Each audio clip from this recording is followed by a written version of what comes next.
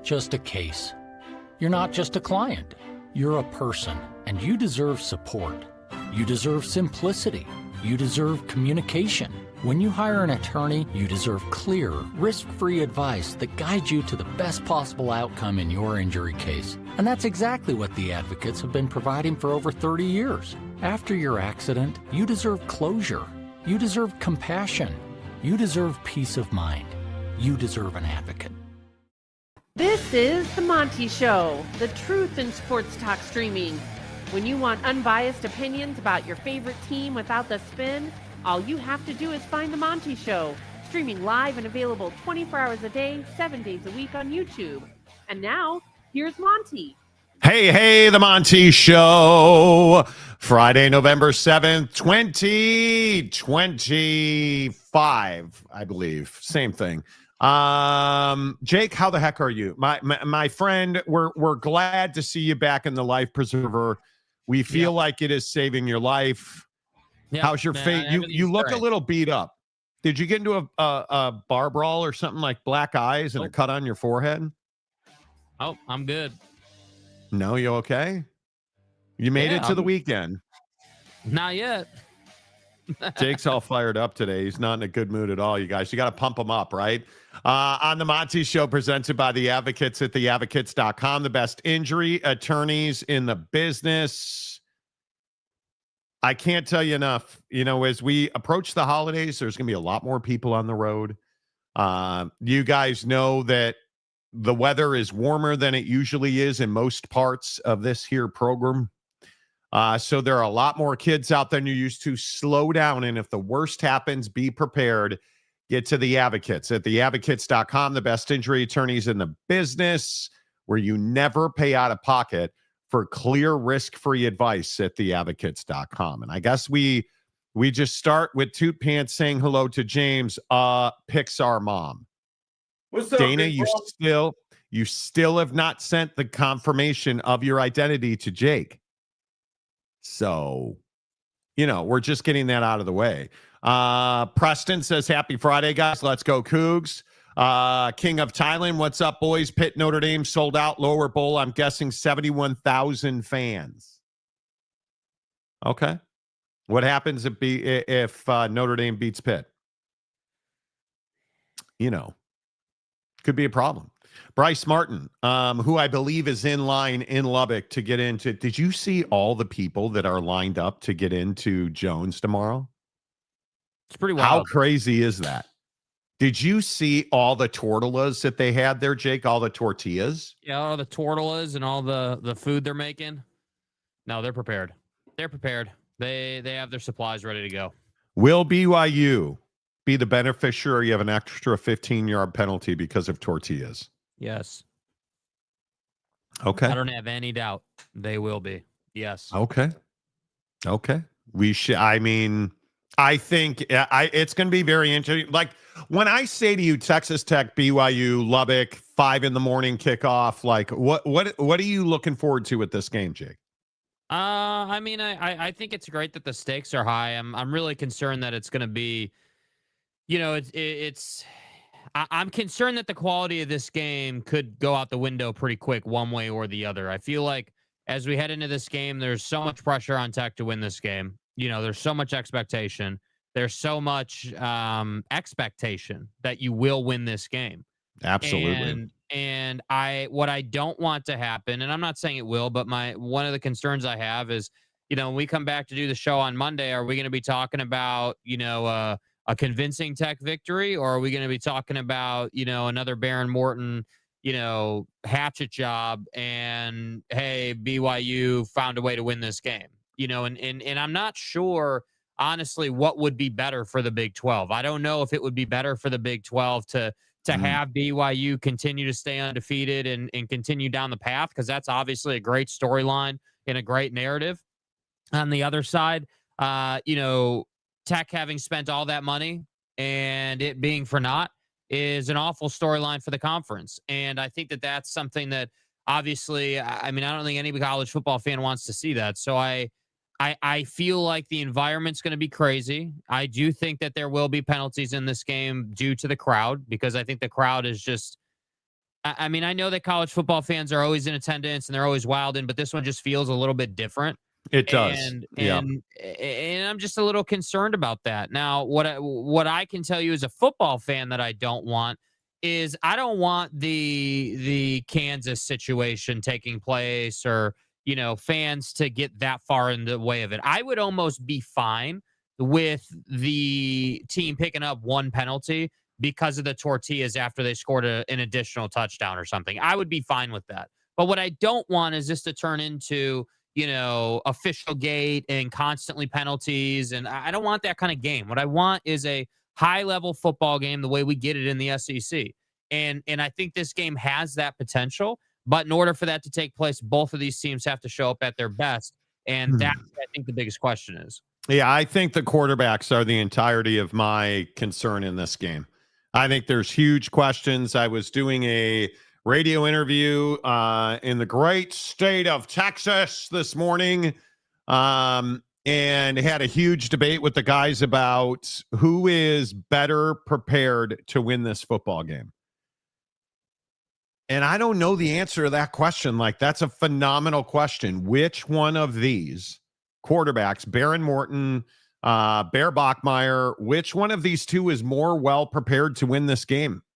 Well, I don't know the answer to that. I think the edge goes to BYU in that department. I think it would be foolish not to give the edge to BYU in that part of the conversation, because BYU's been in similar situations before. There are a lot of guys that played in these type of games last year that are now still here, on both sides of the ball. And obviously it's everything from your kicker to your linebacker to your running back to your offensive lineman, whoever you want to point to, right? I think that BYU, knows what happened last year to their season and is hell-bent on not allowing that to happen this year. So I would give the edge to BYU in preparedness. I would also be, it'd be irresponsible not to bring up the bye week, which I think will play a big role in this game. I think if BYU, as we've talked about all week, I don't think they're giving up 30 points, but I think there's an opportunity for them to have one of their best defensive games this year in this game because of how long they've had to prepare. I think that there's a potential for that to happen here. Well, and it's interesting you bring that up, because I look at BYU's defensive line, and we really need to see how able Jack Kelly is, because there's a lot of belief he's going to be dinged up for this one. Again, who's not, right? I think when you look at BYU's defensive line, I'd love to see him get more pressure. I certainly would. I mean, that's one of the hardest part, is that, you look at BYU's offense, it's very dependent on its ability to win at the point of attack.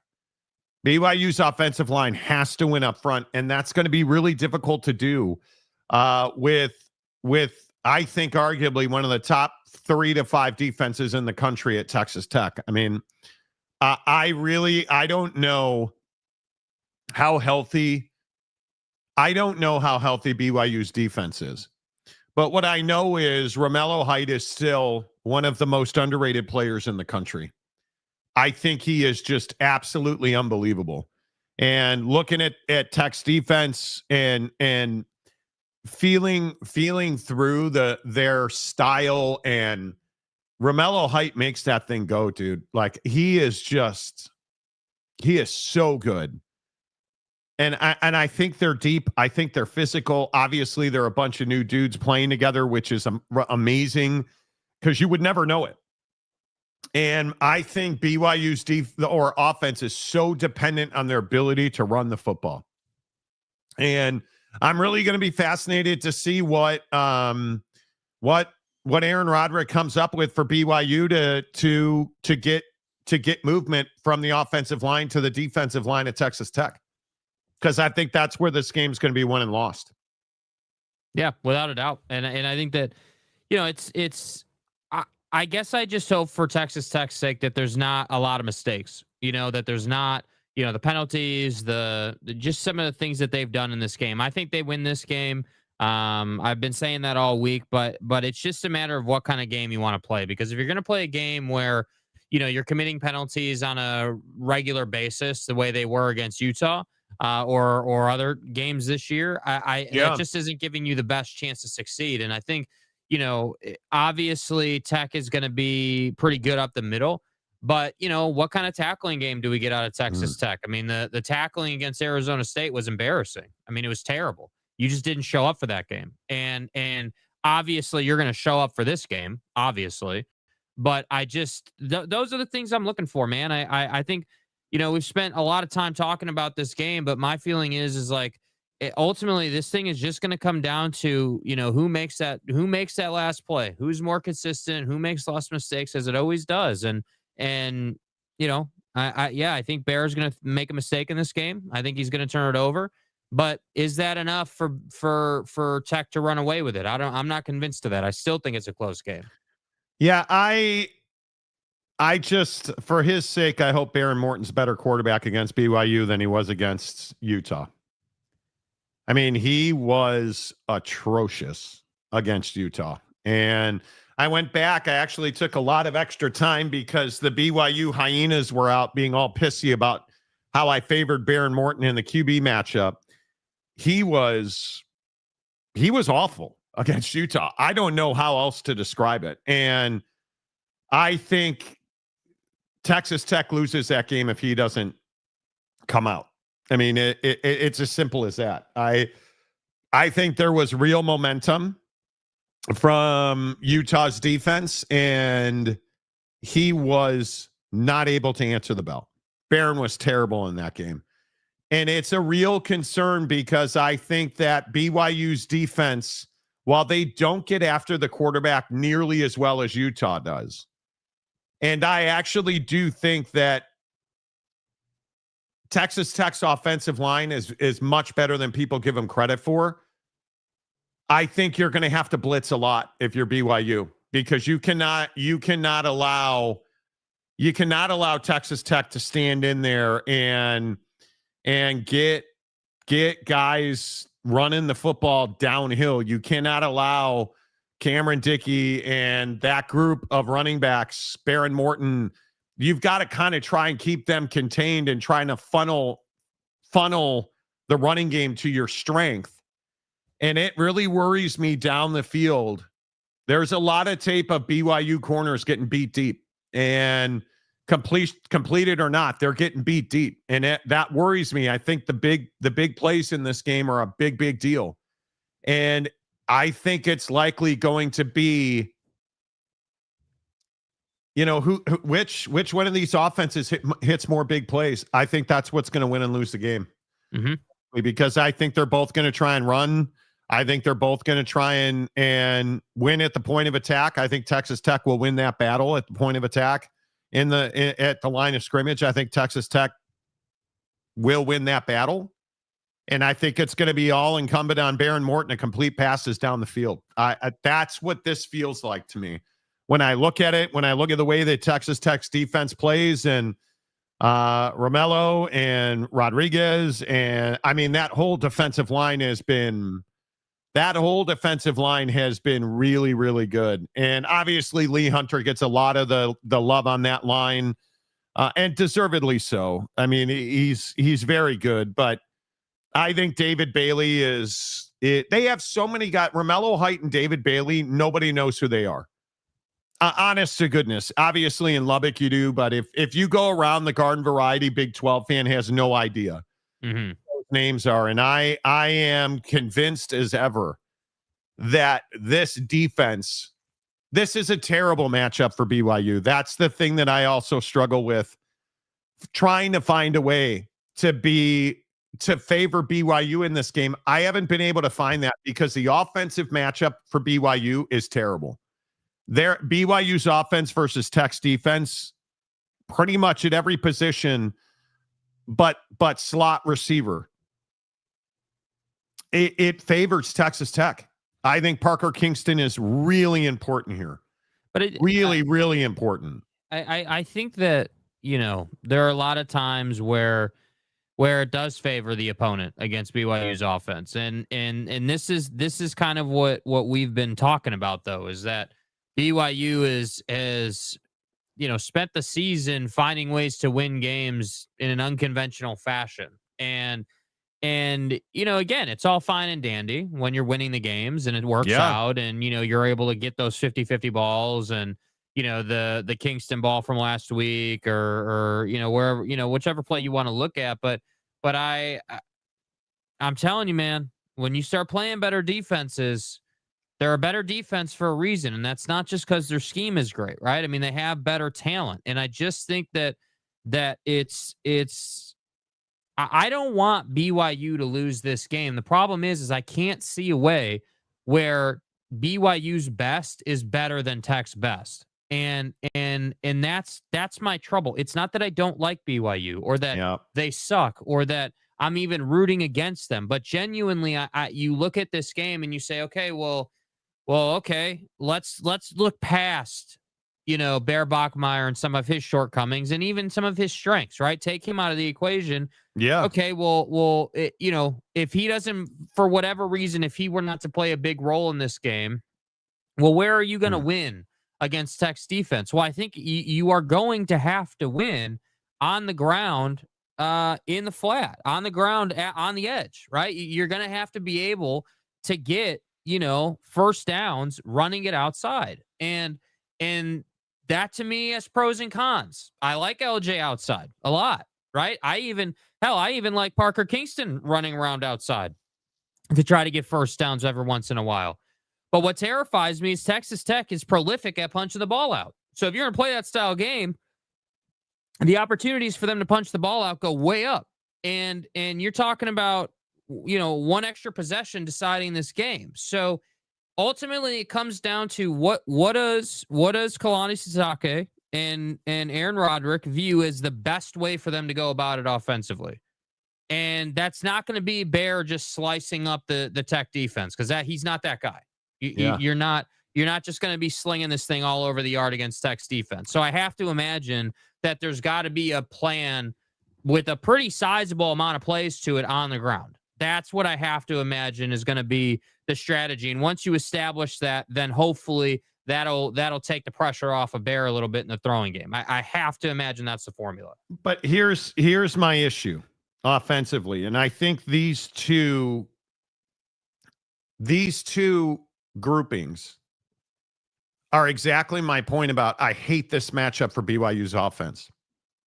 You're a 76.7 run blocking unit. That's top 5 in the country at BYU. 75.2, top 25 as a passing group. The Texas Tech Red Raiders lead the entire country in defensive line grade at 93. You have not seen a single defensive line even in the middle to high 80s at BYU this year. That's how much better, and this is the point that I've been trying to drive home to BYU fan. You have not seen a defensive line of this caliber. I'm not even sure you saw it last year. I'm not even sure you saw it last year, but you look at that number, Texas Tech is number 1 in the country at 96.7 against the run. So let me get this right. You're 96.7 against the run, and BYU's offense is predicated on successfully running the football. It's really uncomfortable. It's really, really, really uncomfortable for BYU. I have to believe, and I hope they do, I have to believe that BYU goes all in on Bear Bachmeier. And I think the RPO has to be Navy-like, Army-like. Like you have got to get him moving. And it's probably a lot of counter and misdirection runs for LJ Martin, because the BYU's offensive line is elite at blocking the counter run. Mm-hmm. That run where you hand it off and LJ's going to run left and then a hard step in the ground and a cut back to the right. Like That to me is where he is at his best. Yeah, everything's flowing to the left or the right, and he finds a cutback. And this offensive line is at their best when they do that. And I think that is going to be really critical. And I think Bear is, in watching a lot of Bear Bachmeier tape this week, he is much more effective with the RPO running to his right. When he takes the ball, I counted 5 designed runs where he was in the gun, got the snap, and then pulled the ball down. And he does this little fake where he holds it high for half a second and then pulls it down. I think I've seen him do that 5 times, and it's been a dominant play, but it goes right through the A-gap. And so I don't know if that's going to be available against Texas Tech. But what I do know is he is a much better passer out of play action. He is a horrendous passer with no play action, which you understand because, again, BYU's entire offense is predicated on winning the line of scrimmage so you can run the ball. And those are the matchups that really, what is that bright light in the sky? Is that the sun? Holy shit, the sun is out in Seattle, you guys. That can't be. That can't be right. All right. I'll see you guys Monday. I'm just going to be here taking a nap in the sun. Okay, we'll see you later.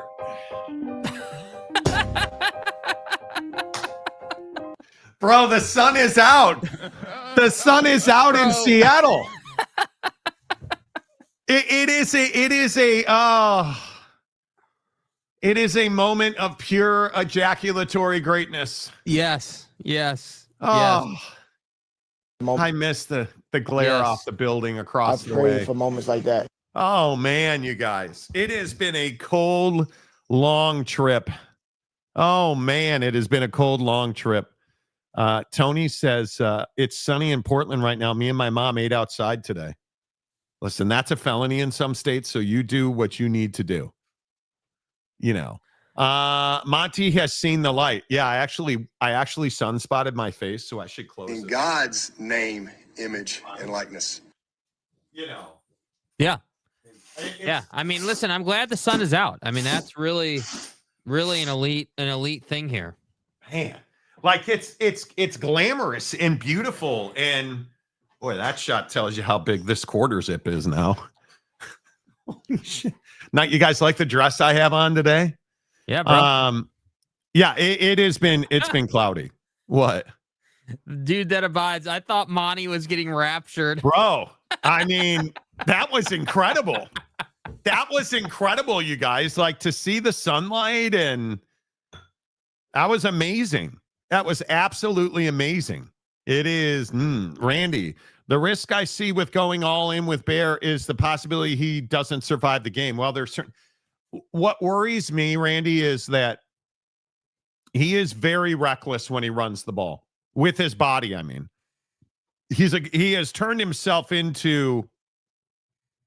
And I want to read the quote that I wrote because.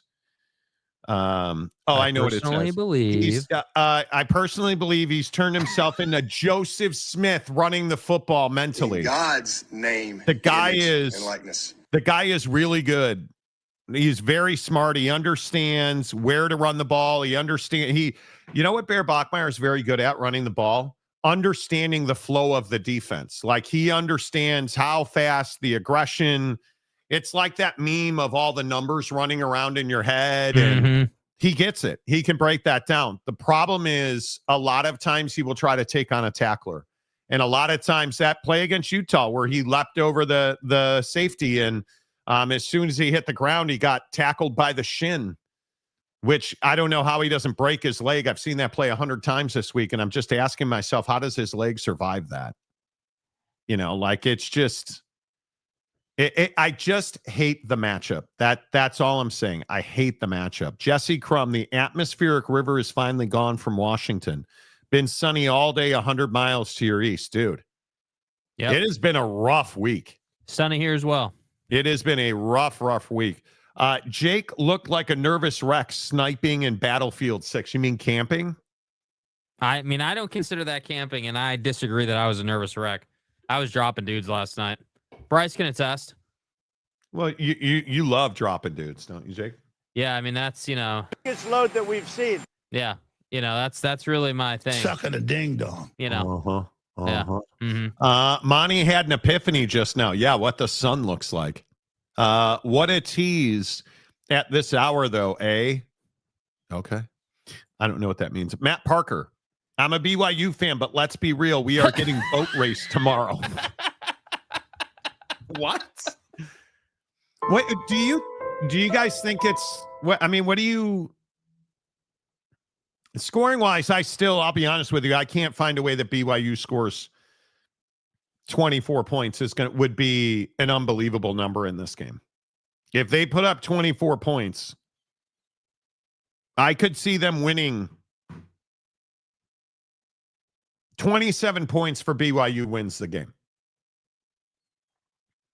But I can't find a way to get them to 24.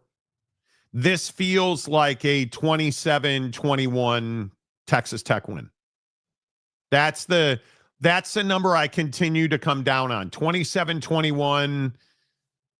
BYU gets an early interception. Okay. Maybe then we're 27-24. If BYU can get a defensive touchdown, right? They get to 27, but that just doesn't seem likely because Behren Morton isn't the guy that throws pick sixes. So I don't necessarily think that's likely. Does he make mistakes with the football? Certainly. Can you count on him in big games? Certainly not. Not lately. I think this is a huge game for Behren Morton, you guys. Truly. I think this is one of those games where you'll look back and be like, yeah, he Tyler Shucked it. Yep. Or he Patrick Mahomes did. And there is some of the folks at Texas Tech this week were telling me that Behren Morton and Patrick Mahomes have spent a lot of time talking in the last month, and that he's really trying to win the mental part of football now. Because I think Behren Morton's got every single thing you need physically. There is no question about that. I don't think they get boat raced. It's all about getting a lead and making them beat the defense. Correct. But it's and we should talk about this. There is probably 25, 30 comments about, well, we threw from behind to beat Iowa State. Let me just make this very clear. I think it was 24-10 at one point. At no point did BYU throw the ball to get back in that game. At no point did they do that. LJ Martin ran in, Bear ran, the defense scored a touchdown. It's not like Behren Morton, or excuse me, it's not like Bear Bachmeier threw the ball all over the field to get BYU back into that game. And I'm not even telling you that I think he can't. But he is not, and I'm including Utah in this, which kind of sucks because watching, the epiphany, the revelation that I had, maybe I overvalue Utah's defense because I think Texas Tech's defense is significantly better than Utah's defense. Watching a lot of Texas Tech last night and just the respect that I have for Romello Height, even more because I know I've filleted him on this show multiple times, but I am a huge fan of Romello Heights. The way he plays football, the intelligence, the physicality, the understanding of the offensive scheme and what this means and the tendencies. And here's something to watch. Watch the way that Texas Tech's defense keys on the alignment of Bear and LJ Martin in the backfield. Because I think there's definitely some tells happening out of those formations. I don't think there's any doubt. And the more and more that I look at the way that Texas Tech's defense plays, you cannot go jumbo.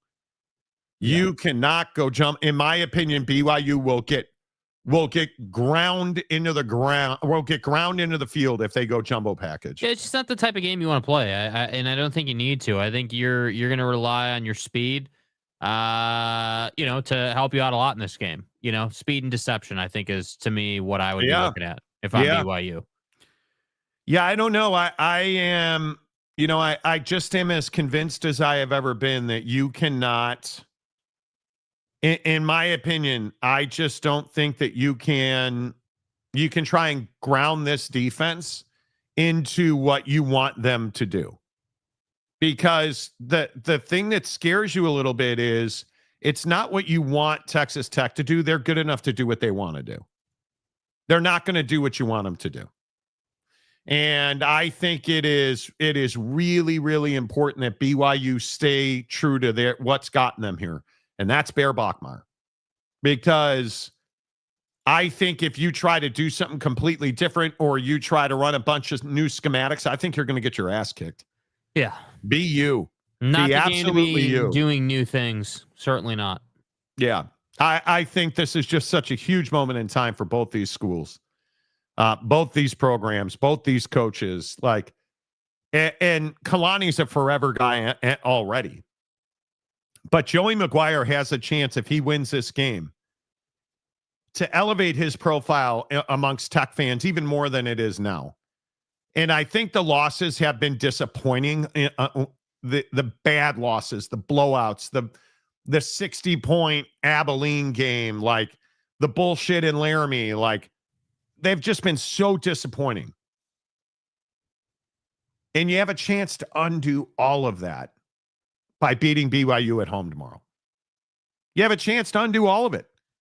All is forgiven.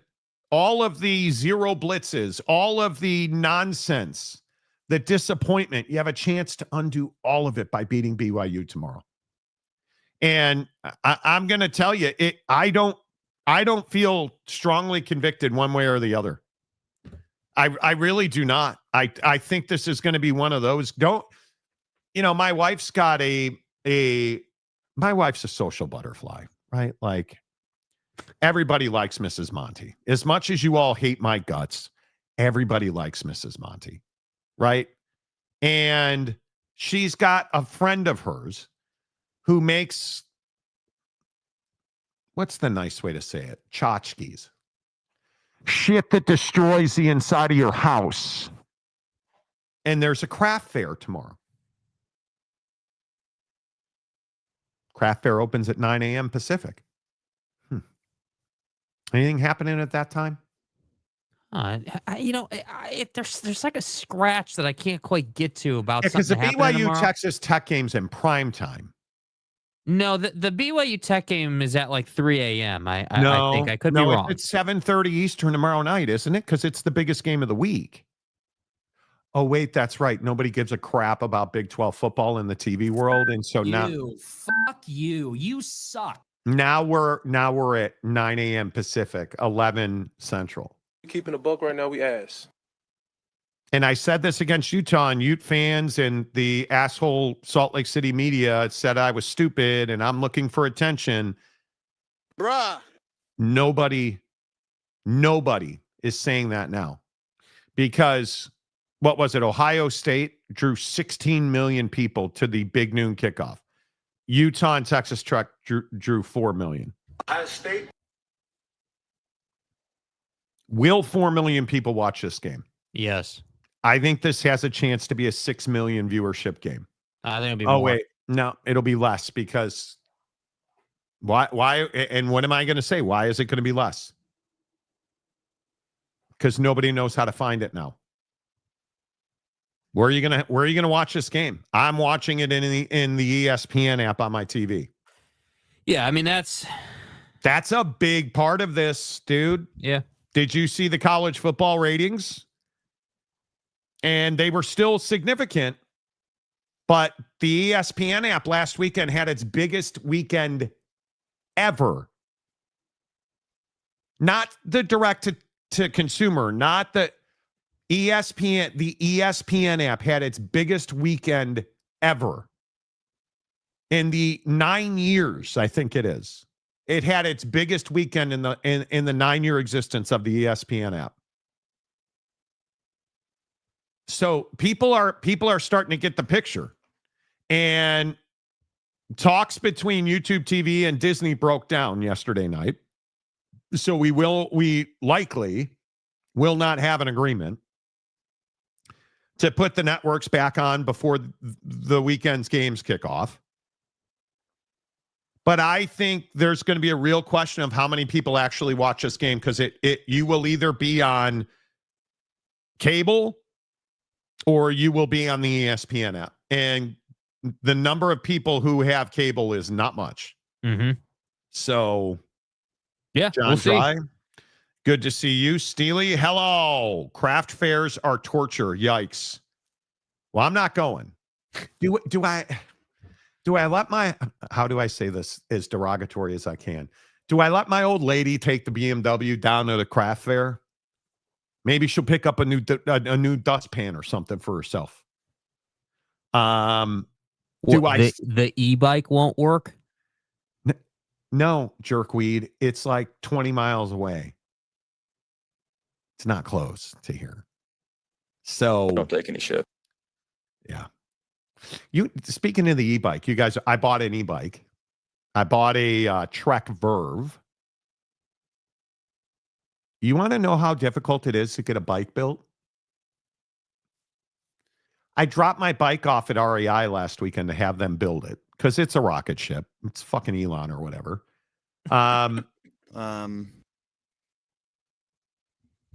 19 days. Not one or two or three.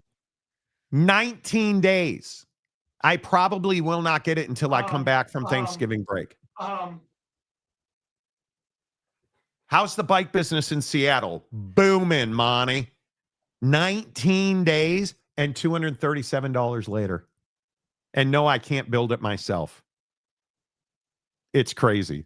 Low scoring slugfest. Enjoy the game at brunch, fellas. Yeah, seriously. It's frustrating. Am I making too much out of that? No, I don't think you're making too much out of it. The early window sucks. Yeah, I mean, it blows. I mean, it's not what it should be. I think, what's difficult is that, I think for ESPN or even for Fox, I mean, you're trying to get exclusive windows for these, games that are allegedly big games. But the problem is that it's not a big game nationally, like as big games go. I mean, it's not Bama versus whoever, right? It's not, it's not that level of game. Bama LSU tomorrow. Yeah. I mean, even with all of LSU stuff going on, it's not that game. But are you excited for, like, we've got Navy tomorrow. Am I going to watch the game? I am. For all those who don't know, that would be a Notre Dame Navy reference, just so you know. Are you done? Because Monty's on the team. Are you done? I mean, I'm just pointing it out, Don't talk crap about my team. Why? Why be a cock, Jake? Like, it's too early in the morning. Present. It just is. I'll never. Are you gonna beat Navy tomorrow, or what are we doing? I mean, that's my plan. We're well prepared, but I'm not excited about that game. No. When is that game? Oh, that game's at 7:30 on the cock, NBC. So let me get this right. Notre Dame Navy is a bigger game than BYU and Texas Tech. Gotcha. Indiana and Penn State, 9 a.m. Georgia and Mississippi State, 9 a.m. Pacific, noon Eastern. Ohio State, Purdue, 1 o'clock Eastern. Ohio State. Right. 3:30 Eastern. A&M in Missouri at Memorial in Columbia. That's a good game. Yeah, that's a good game. Oregon, Iowa State, 3:30 Eastern at Kinnick in Iowa City.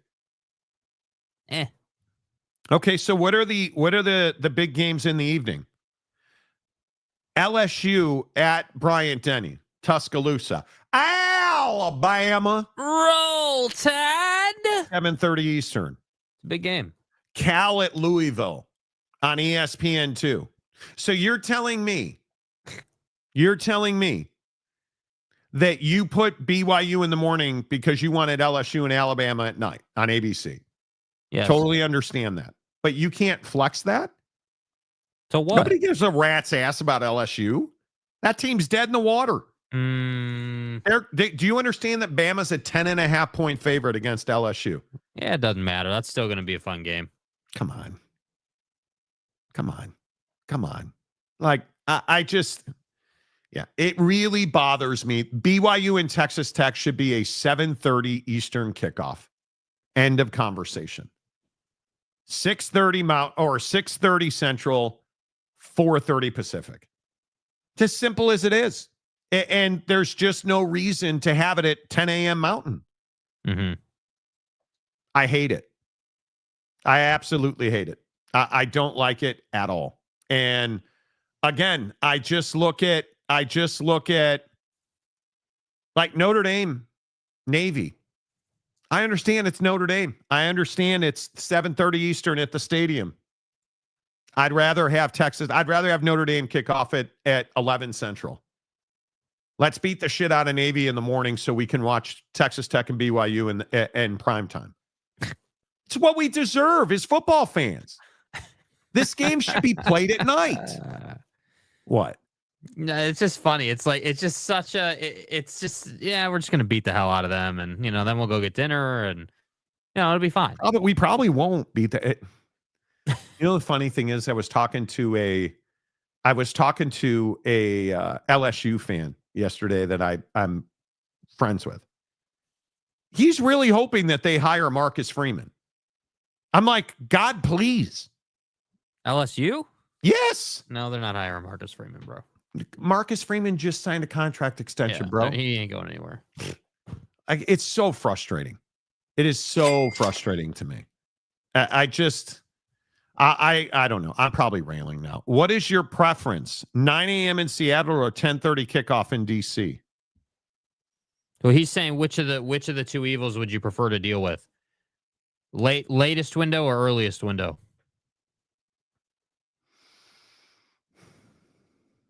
From a human being standpoint, like me as a football fan, I want this game at night. I want big football games at night. Night games in Death Valley. Night games at Notre Dame. Like, I'd rather have my big games for my team at night. And if it was 10:30 in DC, Donnie would be asleep at that point, but probably would still be a good game. Bro, did you see him fall asleep during that press conference yesterday? Mm-hmm. Dude, he was fully passed out. That was wild.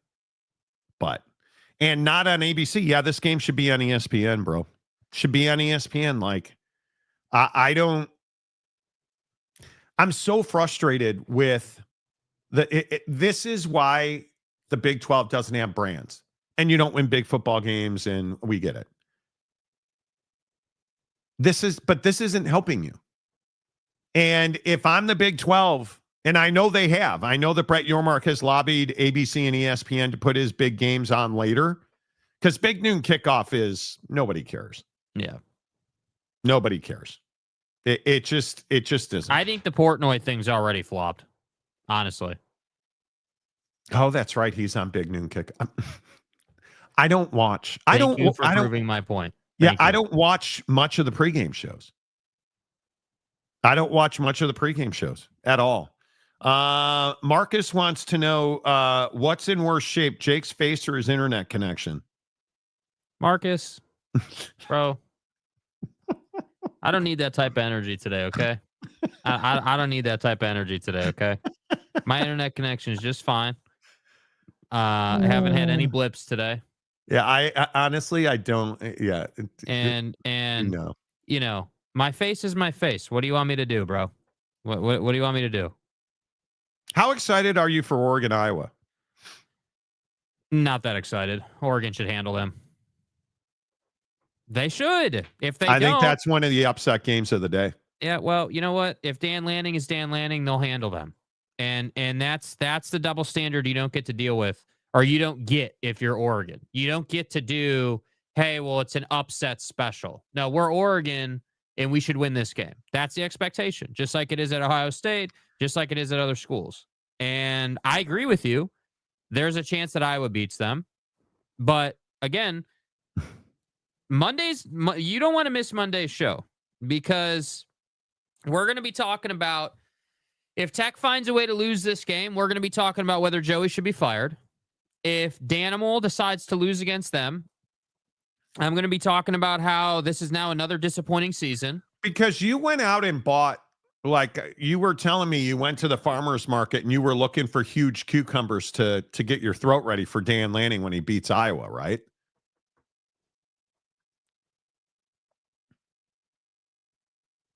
What am I supposed to say to that, dude? What am I? You just asked me a question about practicing or warming up for Buddy. Like, what the hell am I supposed to say to that, dude? Length and girth. You love you some Dan Lanning.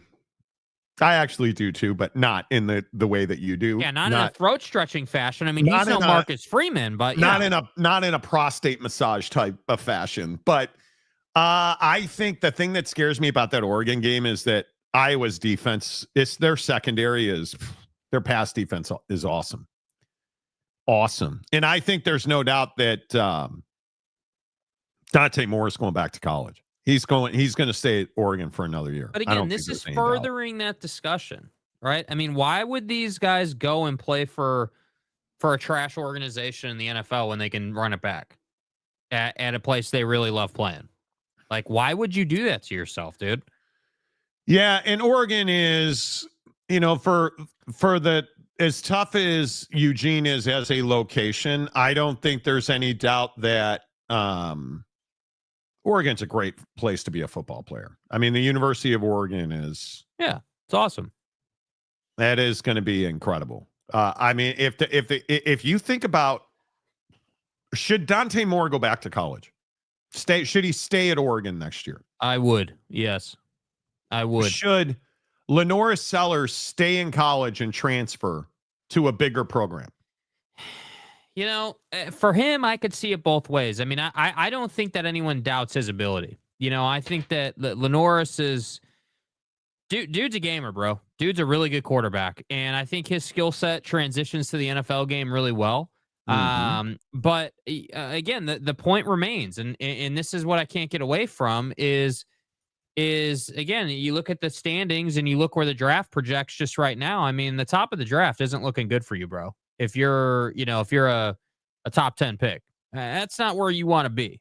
And that's the hard part is number one, my first question for any of these guys would be, okay, well, how much are you going to miss playing? Because when you go to the league, the percentages say you're not going to play in year one. And if you do play, you're going to be in a bad organization, in a bad situation, playing losing football, right? Oh, wait, clarify that. I think when you're drafted in the first round as quarterback, you're expected to play.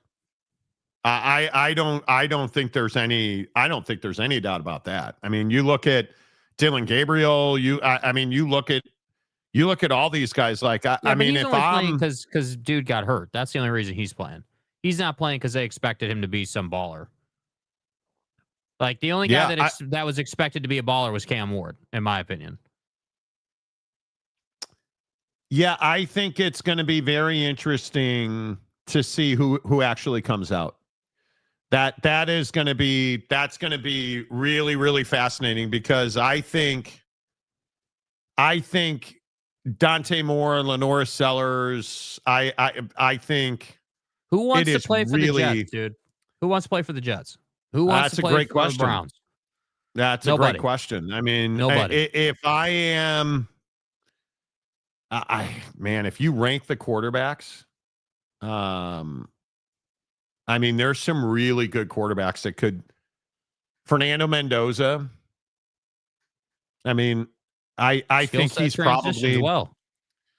It really does. And if I'm Dante Moore, I'm staying in college. But look at Will Howard. Look at Will Howard's path. This is Will Howard's a great example of what I'm talking about. So Will Howard goes from K-State to Ohio State, wins a national championship, gets drafted where he gets drafted into a really good organization, and is not expected to play, right? Because of the Aaron Rodgers situation. Right. And he's able to learn behind Rodgers. He's able to develop. Like, that's the type of situation you want as a rookie quarterback in the league. You want to get to a place where you can be the number 2, be the backup to a guy that's got time left that you can learn behind. All the best quarterbacks in the league had that situation. But if you're, who's the guy? John Mateer. John Mateer should stay at Oklahoma. Yep. He should not go to the league. And what is he, a redshirt junior, I think? A guy like Carson Beck, he's out of eligibility. You're going. I think, but if you look Carson Beck's not a starter in the league, though. I think we can all agree on that. He's a clipboard holder. I would agree. He's not a starter in the league. I would agree with that. But if you start looking at some of these guys, like if I'm Josh Hoover, I'm staying at TCU. If I am, I like guys like Trinidad Chambliss. I don't know what his eligibility is. He may be out. But John Mateer should that's not even a conversation. I don't think Ty Simpson should stay at Alabama. There's no question about that. Lenore Sellers should transfer. He should stay in school, leave South Carolina. Fernando Mendoza absolutely should go to the NFL. He will be the number 1 quarterback. Oh, is he? Okay. Yeah. I think Fernando Mendoza should absolutely go to the NFL. If you can be the number 1 quarterback drafted, there's no way to improve that. And I think there's no doubt Dante Moore has a decision to make. And I think I'm almost certain he's staying in college. I've heard a lot of buzz about that this week. Yeah. I don't disagree with you that Mendoza has the opportunity to be the number 1 pick, but I don't know, man. I think if I was a college quarterback today with the opportunity financially that college provides you currently, it's a much tougher decision than it used to be if you have eligibility left. I think that. And because they're all making millions of dollars. Yeah. Like because the old consideration was, all right, I'm not making any money. Like, let's go and secure generational money. But now they've done that already. So that's not as big a deal. And so now it's like, okay, well, hey, if you want to go to the NFL, that's awesome. And obviously it's a much easier lifestyle, right? You're just focused on being a football player. You don't, there's nothing, school, books, nothing related to that. You're just footballing, living your life, doing your thing. Yes. And the real, again, I truly in my heart of hearts think the real question for most of these high draft picks, especially quarterbacks, just comes back to, hey, well, are you good to be in the league but not play? Because if you go to a team, unless you're going to a team that has that opening, that's a bad team that is just going to throw you right in there, there's a lot of time where you're not going to play and you're going to have to sit, and some guys aren't cool with that. So I just think that is, I think, the main factor. Yeah, I think, like, I look at Bo Nix, and this is not going to be a popular take. I think Bo Nix is so average. I guess I could be wrong. Well, he's just regressed. That's the issue. He's regressed. Well, but he is playing for a quarterback guru, and his mechanics are just ass. I mean, you turn around and look at his tape. Like me and Mrs. Monty, she made baked sweet potatoes last night. Like chopped them up in the chunks. Did you have turkey with it? Shut your mouth. Yes, I'm out of turkey now, thankfully. But we're sitting there and we're watching the game, and he just does not have footwork. Do you guys understand how many times Bo Nix's feet and arms are out of sync? Like, do you know how many times his foot is late getting to the ground when the ball is here and his foot's not on the ground? And then his foot's on the ground and he hasn't even started throwing, so he's got no zip behind it.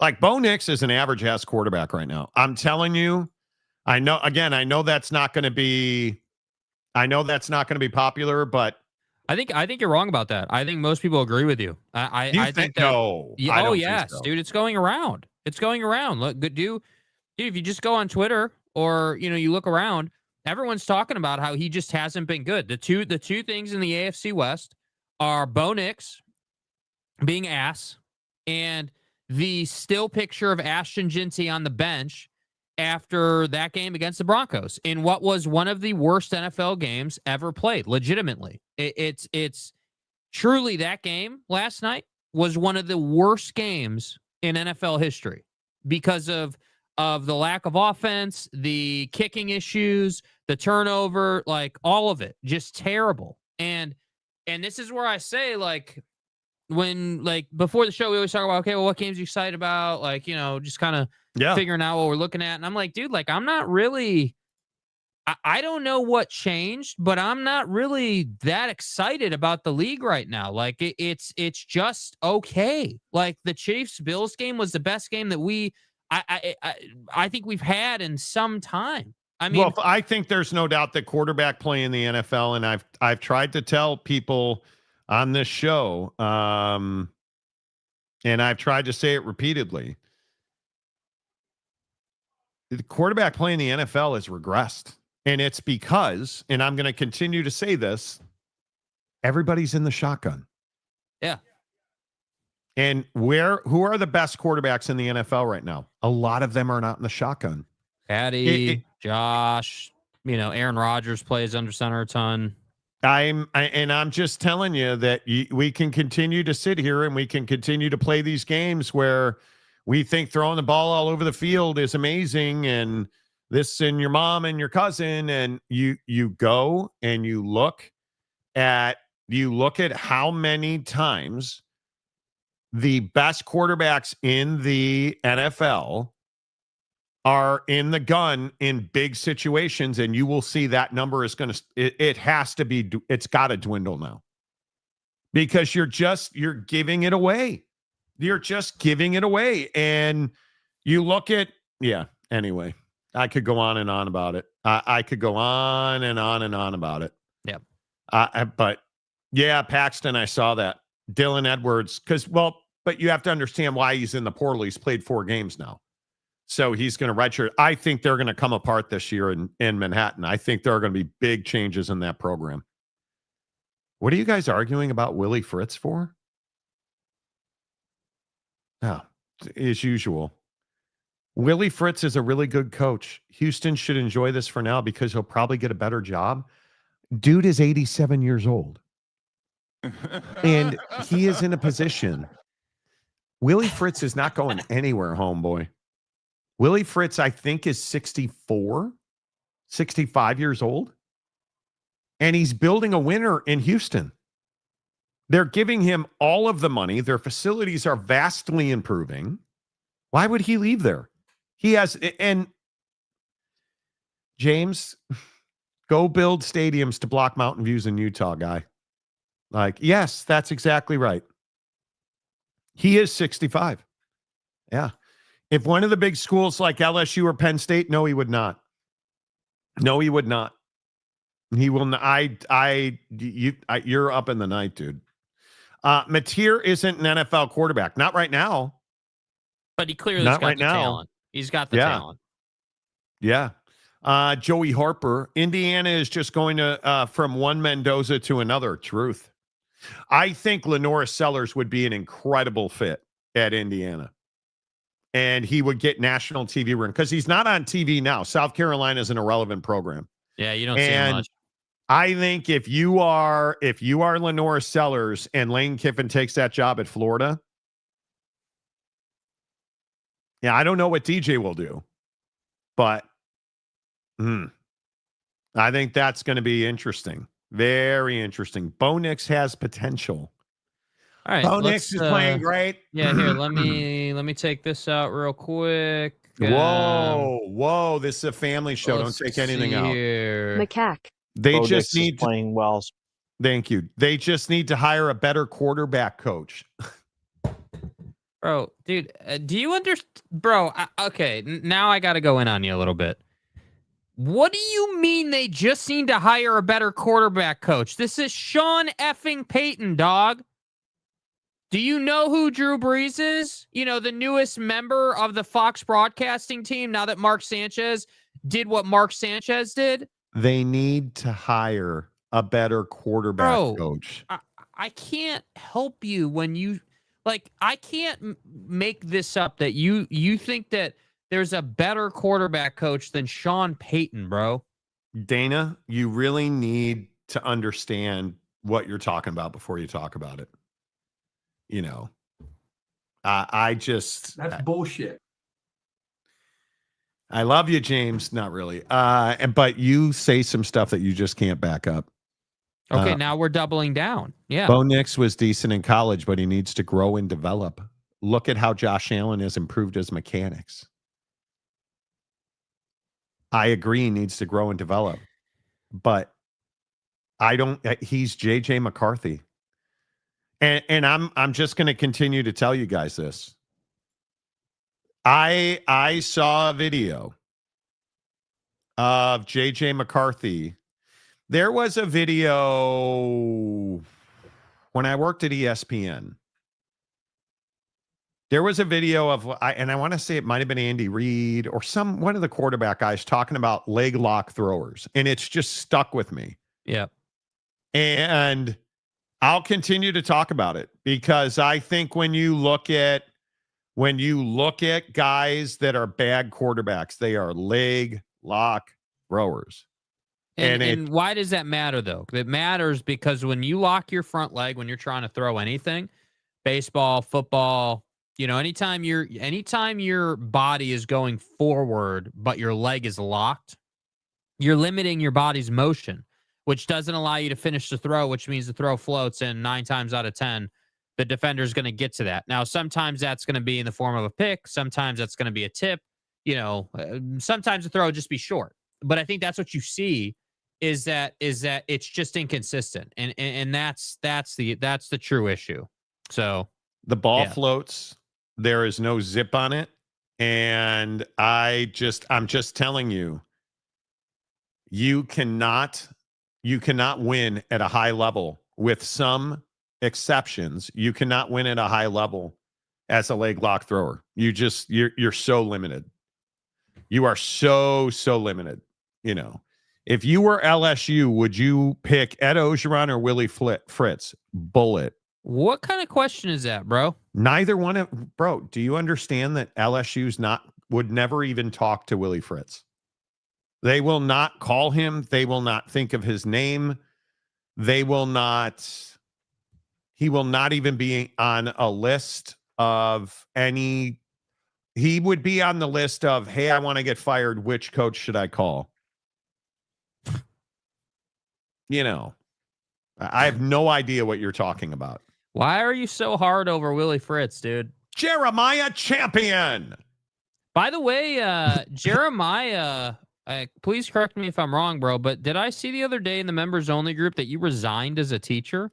You did? I think I saw that. I think it was last week in the members only, and I forgot to bring it up, but now seeing it reminded me. Can you confirm that or not?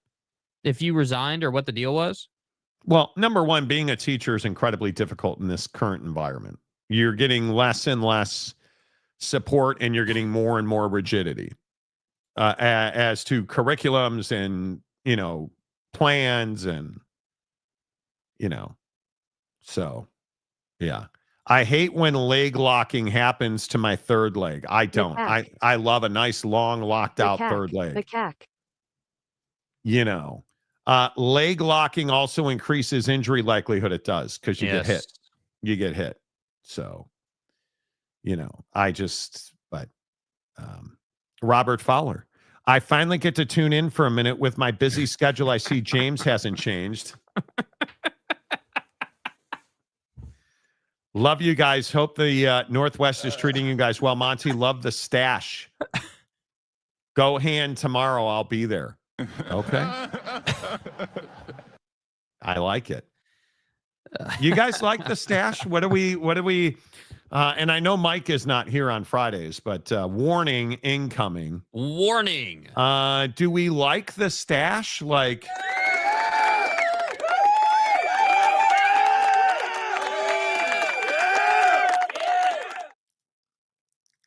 I mean, yeah, it's definitely coming in. Do you like the stash, though? I know you're not a big fan. You know, I took a profile picture of my stash yesterday, and I'm a little worried about it. Here's what it looks like. Oh, wait, wrong one. I don't want it to look like that. And just for reference, you know.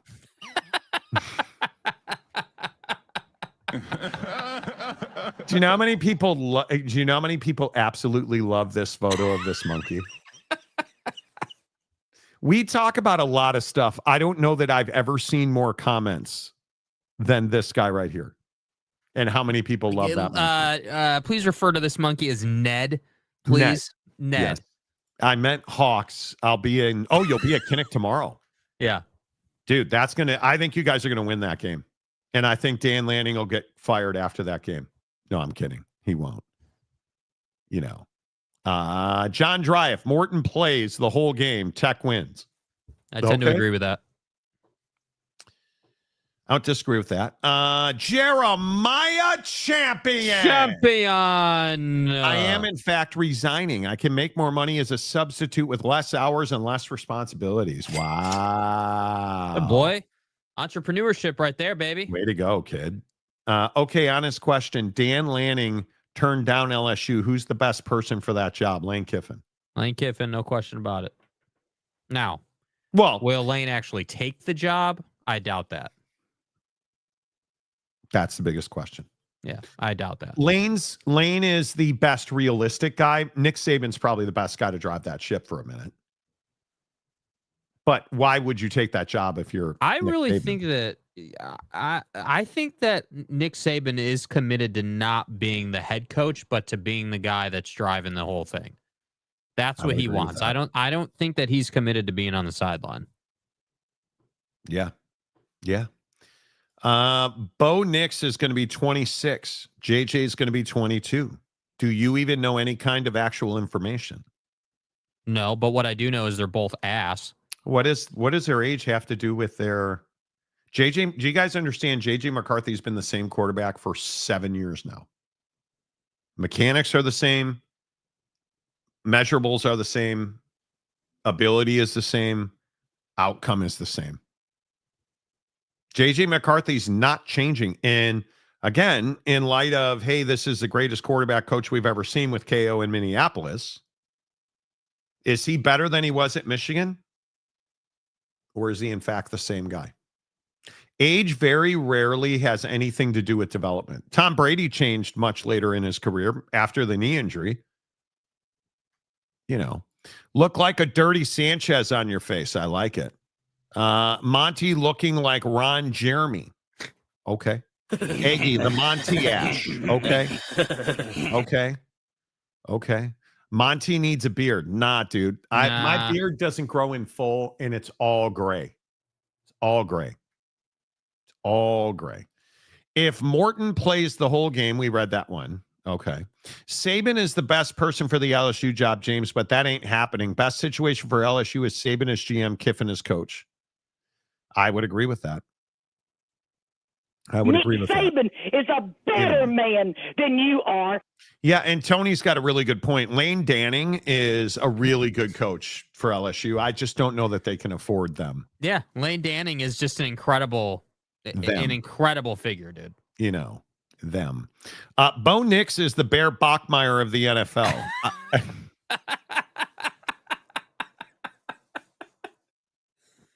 Yeah, you know, Dan Kiffin. Know. What happened to Eric W? Did he get shut down? I don't know where Wasikowski's been. I don't know. He's probably busy helping Buddy who passed out in the Oval the other day. You know, he's been doing some of that kind of work, you know. Big Pontiff, this reminds me of the Utah game, and the Y needs to get ahead and let Jay Hill cook. Totally agree. Yeah. Can't be playing from behind in this game. Hundo P. Chewy Gonzalez. Monty, do you think the 11 a.m. kickoff does a disservice to the importance of this game for the Big 12? Yes, it does. No question about it. Hundo P. It devalues the game, something serious. Great point. Why do people keep throat goating John Gruden?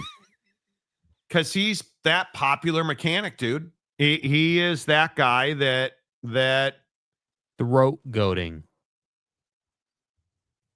I mean, that's just what I think. I want better fucking execution. People love that dude, and they like the quarterback. They like the quarterback film session stuff, and I think it's, and I understand it. I am not that guy, pal. I am not that guy. That's just my opinion. You're not that guy, pal. Trust me, you're not that guy. I think John Gruden would be a great offensive assistant. He would be a really good consultant. I'm not hiring him to be my head coach. Nope. Not. Who's better, Saban the coach or James the YouTube commenter? Well, see, now this is a conversation that I can get behind. TCU James. I mean, look at the resume. Look at the resume of where TCU James has been. I mean, you're talking about TCU, Baylor, Oak State, Butt buzzer doctor, SMU, hell, Houston now apparently. I mean, there's a whole resume where this dude has gone and attempted to make a difference. And, a lot of the time it's through his accelerated courses, so that's really the thing. And the fact that he does it all in the back of his Honda, Civic, makes it even more impressive. So, I mean, Aggie, I think it's clear that James is more impressive. I mean, I don't know how it couldn't be, dude. I mean, come on. I mean, you've seen him nude, so. Oh, wrong, James. My point is, You're out of your freaking mind. Cow turd. I don't even deserve to be in the same conversation as Coach. You're not in the same. You're not in the same conversation. No, Todd. Bro, you're not in the same conversation, dude. You're not serious with this, James. Look, I like you, James. I like you, James. This is my vision of you. When you say the stupid shit that you say, this is my vision of you. It really hit me. This is my vision of you. When you say the stupid stuff that you say, this is what I envision. I mean, right, dude? How do you do it, Jay? Honestly, bro, I don't know. Honestly, I don't know. I don't want to be in the same conversation. Nobody should ever compare me to Nick Saban. They're not. They're not. Look at him trying to deflect right here. Look at this. Look at this. Look at this. Of those three, who is the GOAT? Saban, me, or Woody Hayes? James, it is when you're, when you're not pissing yourself, it's you. All I know is Nick Saban would never allow himself to be photographed like this. I mean, and I didn't know Buc-ee's had such nice tile in their foyers. And look at the look in this guy's eye, dude. I mean, he's serious about this right here. Laser focused. I don't disagree that we need an award, but wouldn't this guy win it every single year? I mean, and how many natties does Saban have? 7. Well, then we're going to have James win for 7 straight years the Commenter of the Year award. Listen, if you guys really want it, I'll do it manual, old school style. I'll get a notebook out, and I'll make sure that a couple times a week I'll save moments from the show where James is saying that he should be in the same conversation as Bear Bryant and Nick Saban. I mean, because what James's MO is, James is going to be like, bro, I never said that shit, bro. No, what I said was, guys. What I said was, Dirac. such as in like. Seriously, that's what James does. I would pick myself even over Woody Hayes or Bear Bryant. James, dude, stop. Dude, that's a little over the top that you would pick yourself. I mean, I just don't even. I mean, listen, I know that you sent us some stills of your activities, and we may or may not have those still, but I mean, the vehicle selection, James, I mean, this is really what puts you in a different hemisphere from Woody Hayes or Bear Bryant. I mean, the hell with Nick Saban. I mean, come on. Look at this. I mean, look at the commitment. The fact that you are absolutely a turncoat and you've gone full on throat stretching for Sonny Dykes is amazing to me. Sucking a ding dong. So Jake and I on our iPhones, we text a lot, right? Best friends, we joke a lot. Right. So this morning I decided to be, me and put a picture of James as the background on our iPhone text. Because how you can change the background picture on your iPhone text with people. Jake did not appreciate that. He instead put a picture of a monkey. I'm not even joking. Well, it wasn't a picture of a monkey. It was a picture of James. I mean, that's... Oh, thank you. Yeah, I mean, that's what I thought it was. I mean, I guess I was wrong, but, it just... Joey Harper gifts 5 Monty Show member.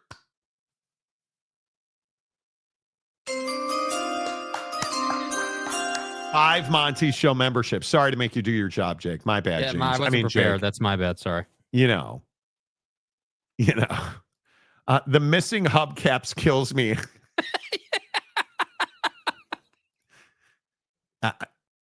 What kills me is the Texas Tech sticker on the mirror cap. And then, James, I expect this car to roll by and bad things will happen, right? I expect ICE to pull this over and racially profile it.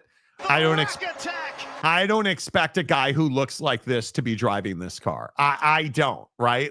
You're so fucked. I don't. But yet, there's his car right there. But listen, I mean, smile. As long as he's smiling wide, right? As long as he's having a good time with it. Yeah. Look, you do you, man. How did we get to this point with James? James put himself in this question, bro. Yeah, that's a James question, dude. If James is out here saying that he should be in the same light as Bear Bryant and Woody Hayes, so James needs to be in the same league as the Pope, Dana Marie, and Big Balls Monkey.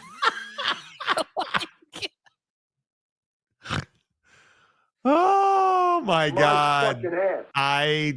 This is why I love this show. I've seen that car in East LA. Me too, bro. Me too. Yeah. And I dove behind a row of parked cars when I saw it. I'll be honest with you. Yeah. I expect James to drive a Lambo. No. Am I a bad husband? Because when my wife's like, hey, well, I'll just take myself. You can, let's make a spread of food for the game. We'll turn the game on. I'll just drive down. Am I an asshole? No, you're not driving my car. Because unlike James, I actually have a really nice BMW. Am I a bad husband because I'm miss the BYU Tech game or let Mrs. Monty drive the car? But see, I don't think that's the conundrum, bro. You can watch the game on your phone. And I have an iPad. That I can watch the game on. MacBook, no? No, we have an iPad mini. Oh, that's right. Yeah. That's right. Yeah. But I don't want to go to a craft fair. This is one of those honeydew things that I just hate. There's 8,000 of you guys watching the show. No, do you ever say no? Because I just don't want to go to a craft. Well, but here's the deal, dude. No. Here's the deal. It is.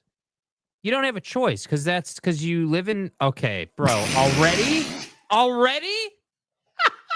You hyenas already have this, dude. Are you serious? I want to thank me for having no days off. So good.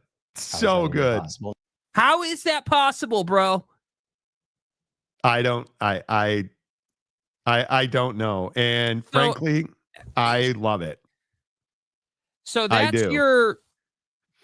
the issue, is that you have one car because you live in downtown. So you don't need 2 cars. Mm-hmm. We only have one car. We drive that car gets driven once a week. My my $100,000 BMW sits in a parking garage all week, and I drive it once a week. Yeah, I mean, I think that, one, it would be good to get out of the house, right? 1.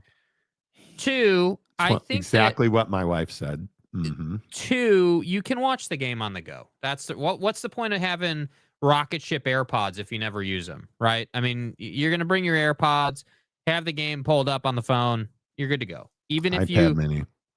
Nah, I wouldn't even bring the iPad, dude. Just watch. iPad Mini. No.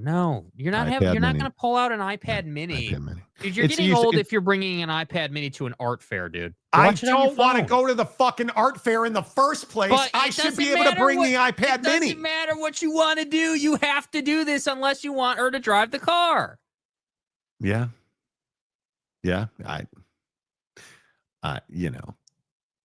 It's fine. But my Civic has a huge trunk. Yeah, all the dead bodies that you great for road trips.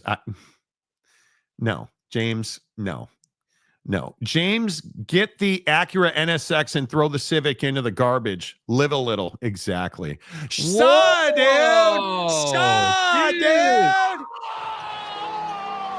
Bro.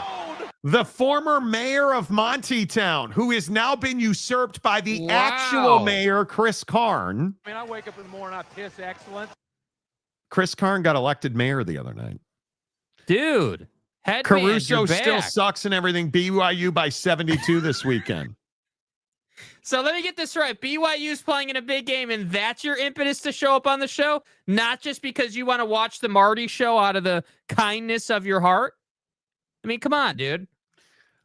Brandon Butler, if you want to have her work the stick in your manual transmission. Yeah. I don't know what's happening on this show today, but it's amazing. Great, but then we got momentum going. Randy Riding, I have 6 daughters, so it's really inconvenient, or it's really convenient. If it's something I don't want to attend, I tell my wife it's a great girls' day. Works every time.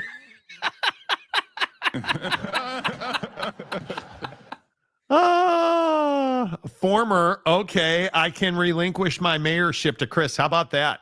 Our guy Chris Karn, who is a long time on this show, has won a Traeger on this show. Has won a Traeger smoker on this show. A nice one, I might add. And who is just salt of the earth. Thankfully, not a better golfer than us, but Chris Karn is the mayor of Saratoga Springs, Utah. That's unbelievable. After 20 years of living in there, built a custom home, one of the first real guys. Chris Karn is now the mayor of.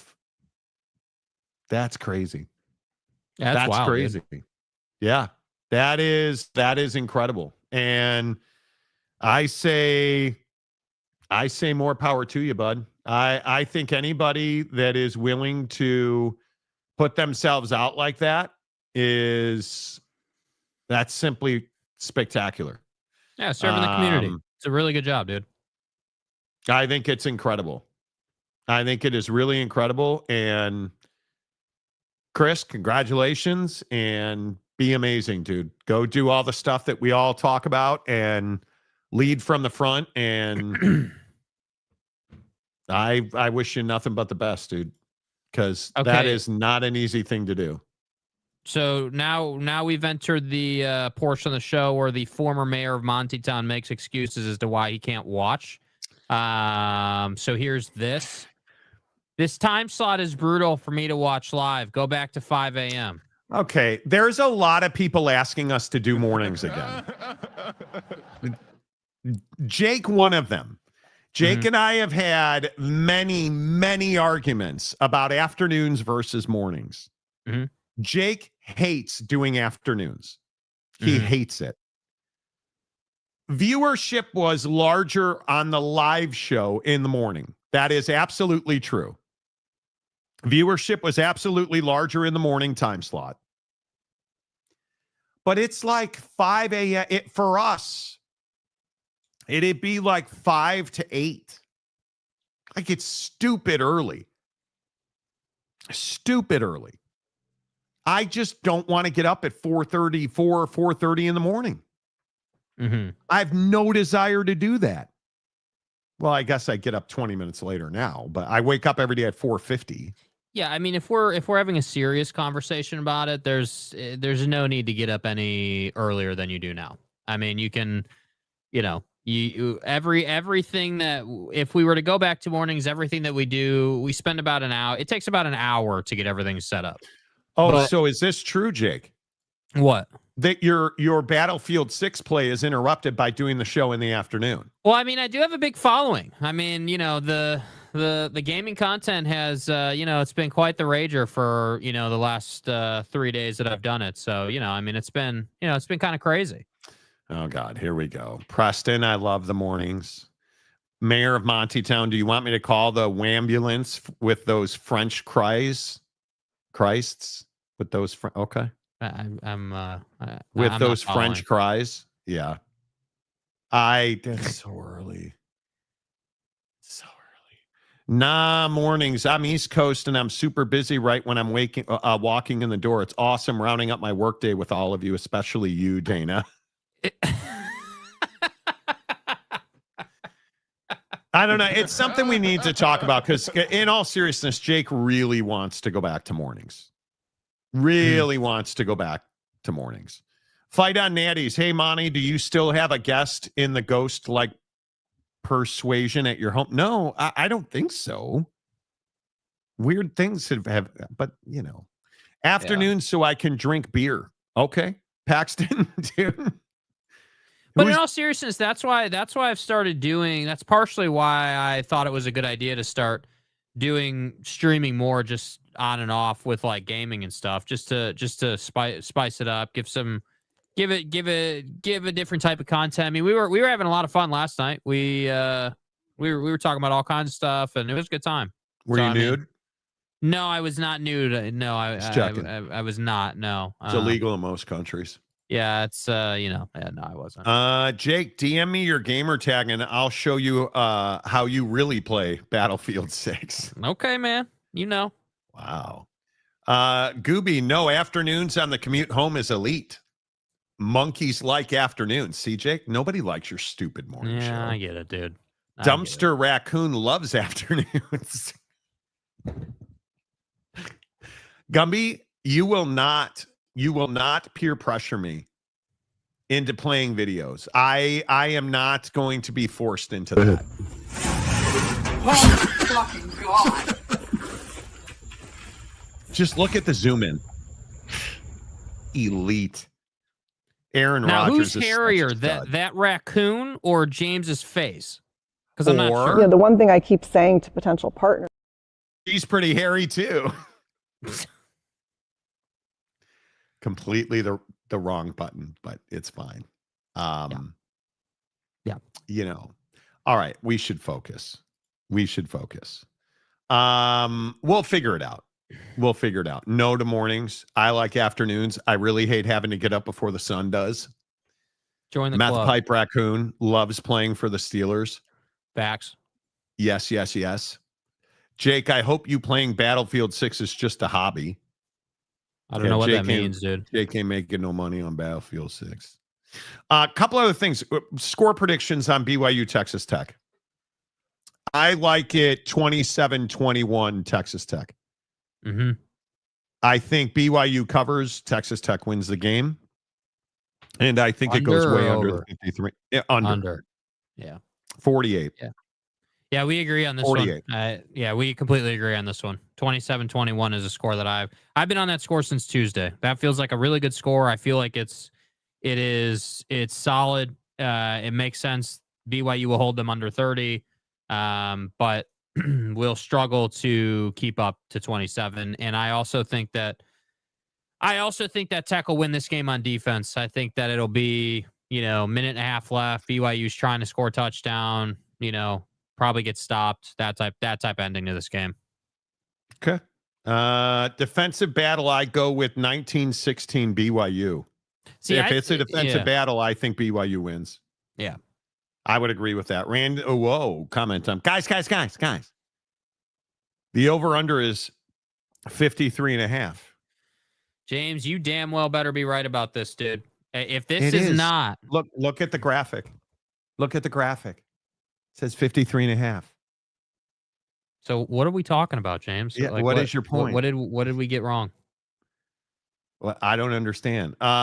Pacing Cougar fan. Hello. BYU wins. I'm going 21-17 BYU. Tech 34, BYU 24. 3-2 BYU. Just a quick update since James decided to open his mouth about it.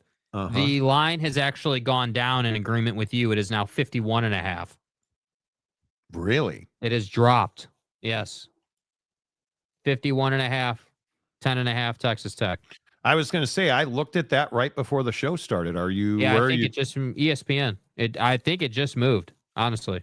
Oh, it moved. You know. You take the under on that all day. I agree. 53.5, ironically, is the horsepower in a Civic. Could be. That's exactly right. But again, the TCU stickers all add 5 horsepower. Don't forget that. Correct. Oregon 6, Iowa 5. Dude, I think that game's going to be really interesting. Really, really interesting. Dude that abides agreed with BYU covering Tech winning, but Tech has more pressure on them than BYU. And these are college kids. They play to win the game. Yeah, they do. 27-24 BYU for Aggie. 23-21 Texas Tech. So we all kind of agree this is going to be a close game. Writing's got it 28-17 Tech. Okay. Herb Street picked Iowa. I'm picking Iowa. I think Iowa's upsetting Oregon. Cougs 21-19 shock the world, Angelo. But is it, if BYU wins this game, I mean, is that shocking the world? I mean, is that exaggerating or is that facts? I believe that would shock the world. I think that would shock the world. I do. I know, fight on natties. I know. It's ridiculous. Ridiculous. Damn it, James. Now BYU's going to win, you jabroni. Damn, the James curse, dude. For everything James touches dies. Dude, the James curse is alive and well, bro. That's right. Utah Tech by 15 could be. They got more money this week. BYU 31-21, Bailey Dietrich says. Ooh, look at the hat. I like it. You'll always be my mayor, Mayor Broham. I like it. I like it. James, I love you for real. Thank you for just existing. There you go. Oh, you guys are in a relationship now, dude? Aw. Nice. James strikes back. Yeah. They play in Lubbock, Texas at 11. Fuck.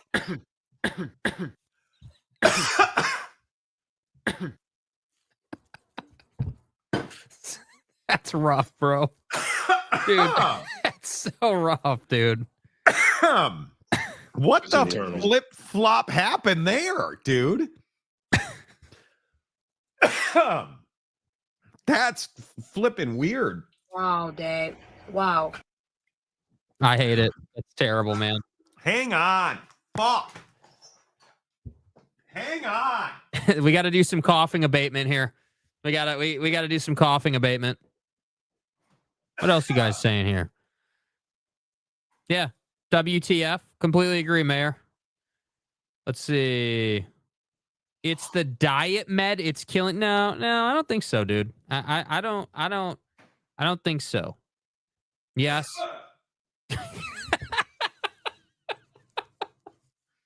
Okay, hearing him coughing in the background is wild. Oh, man. Bro. That was a hiccup, swallow, burp, spit thing. Bro, Sunday pipe on Monday, as my haggard old mom used to say. God damn. You ever do that? That tasted like breakfast, terrible. by the way. Yeah, it's terrible. Oof. Everyone's done that, and it's horribly uncomfortable. Woo! That was Heritage Flakes reviving itself. God damn. That's the same sound I hear after eating Taco Bell. I haven't had Taco Bell. I'm really excited. I'm going to Carmine's for dinner tonight. Nice, dude. I am going to a nice Italian dinner where I will wind up splitting because I am not eating an entire Italian dinner. You already know what you're getting? Yeah, it's either going to be cannelloni or, man, that was gnarly. I don't know what I'm going to get yet. There's the menu at this place, Carmine's in Seattle, looks spectacular. Absolutely looks spectacular. Monty, are you okay? No, I'm not, James. I'm dying. Zeth bomb warning label, Monty. Oh, nothing to do with nothing. Yeah, wrong pipe. Nothing to do with Zeth-bound. I lost 2 more pounds. This is weird. Not that you guys give a rat's ass about this, but you know how I was telling you, I like my body chemistry just felt off, like I was fighting something, and so I had the other day I drank like Tuesday, I drank like 100 ounces of water and just peed all day and all night. Wednesday, I drank 100 ounces of water, peed all day, all night. Mm-hmm. Yesterday, I went down to 80, peed all day, not so much at night. Got on the scale this morning. I've lost like 4 pounds this week. And I feel better. Like my headaches are gone. Like it was. You ever just feel like you're slightly off? Yes. Like that was me this week. Damn. John Dry, Jacob Rodriguez is a raccoon opening the dumpster to get a sack, a fumble, punch the ball out, or knock someone out of it, dude. I'm telling you that the thing that I hate about this game for BYU is I hate the way their offense matches up against Tech's defense. I mean, I know that I talked about this earlier, but I look at this front and I think, again, David Bailey is one of the great unknowns in college football. Lee Hunter, I think, is probably him or Jacob Rodriguez are probably the 2 best known. But I am telling you right now, Romello Height is going to be a stud in the NFL. The guy is just so good. So good. And you look at the secondary on this defense. I mean, there's just so much to like about what Texas Tech has in their 2 deep on defense. And I hate the matchup for BYU because, again, I am telling you my biggest struggle for BYU's offense is I cannot find a way for them to score 21 points with their offense. I cannot find 24 points in BYU's offense tomorrow. And I really think that Bear Bachmeier has he's been on this roller coaster, right? And again, I think BYU fan believes that he threw them to this miraculous comeback in Ames. That didn't happen. I want to see Aaron Roderick go all in with Bear Bachmeier tomorrow. That's the way BYU can win this game. Now, it's also the quickest way to derail your season and wind up playing a rematch in the conference championship game, because I don't know. And this is the paradoxical place that I think BYU finds itself. I don't know that you can count on Bear Bachmeier to throw the ball and win the game for you, but don't you have to? Yep. I think that's where BYU is. You don't have a choice. Yeah. Yeah, if BYU wins in the trenches, they win the game 100%. It all comes down to the trenches, in my opinion. They have got to, on the offensive line, win the line of scrimmage, because you've got to be able to run. I am telling you, the most important play in BYU's playbook is that LJ Martin counter, where he runs up through the A gap and puts that left foot in the ground and cuts back hard right to the hash. That run has been so successful for them, but it's because even against Utah, you'll notice Utah, West Virginia, we saw it. Like, you're going to see them when BYU is playing well, they dominate the A gap. Those combo blocks, the seal that they get, the ability to have multiple offensive linemen in run formations, multiple offensive linemen blocking at the second level, creating that cutback, that counter play. Like, it's critical. And Bear is so good running through the A gap on that RPO. You're just not going to be able to do that against this defensive line. I just think Tech is so good up front. Yes. So good up front. And they're so athletic and they move really well. And Romello Height and Jacob Rodriguez, and they do a really good job of not overrunning the play. They're really, and I know it sounds like a cliche, but Texas Tech's defense is really assignment sound. And I think for LJ Martin to have a game, there's only 2 ways that happens. You really come out throwing the football with success, and you get whoa. What happened? Half of my shit just turned off in my studio. It's blinking now. No? Yeah, this is this studio light that's been doing this. And I don't know why it's doing this. Dude, I'm telling you, these Friday shows are wild. They are wild. 100% they are wild. Wild. It hasn't done it all week. It didn't do it at all. Yeah, Paxton. Ghost is back, dude.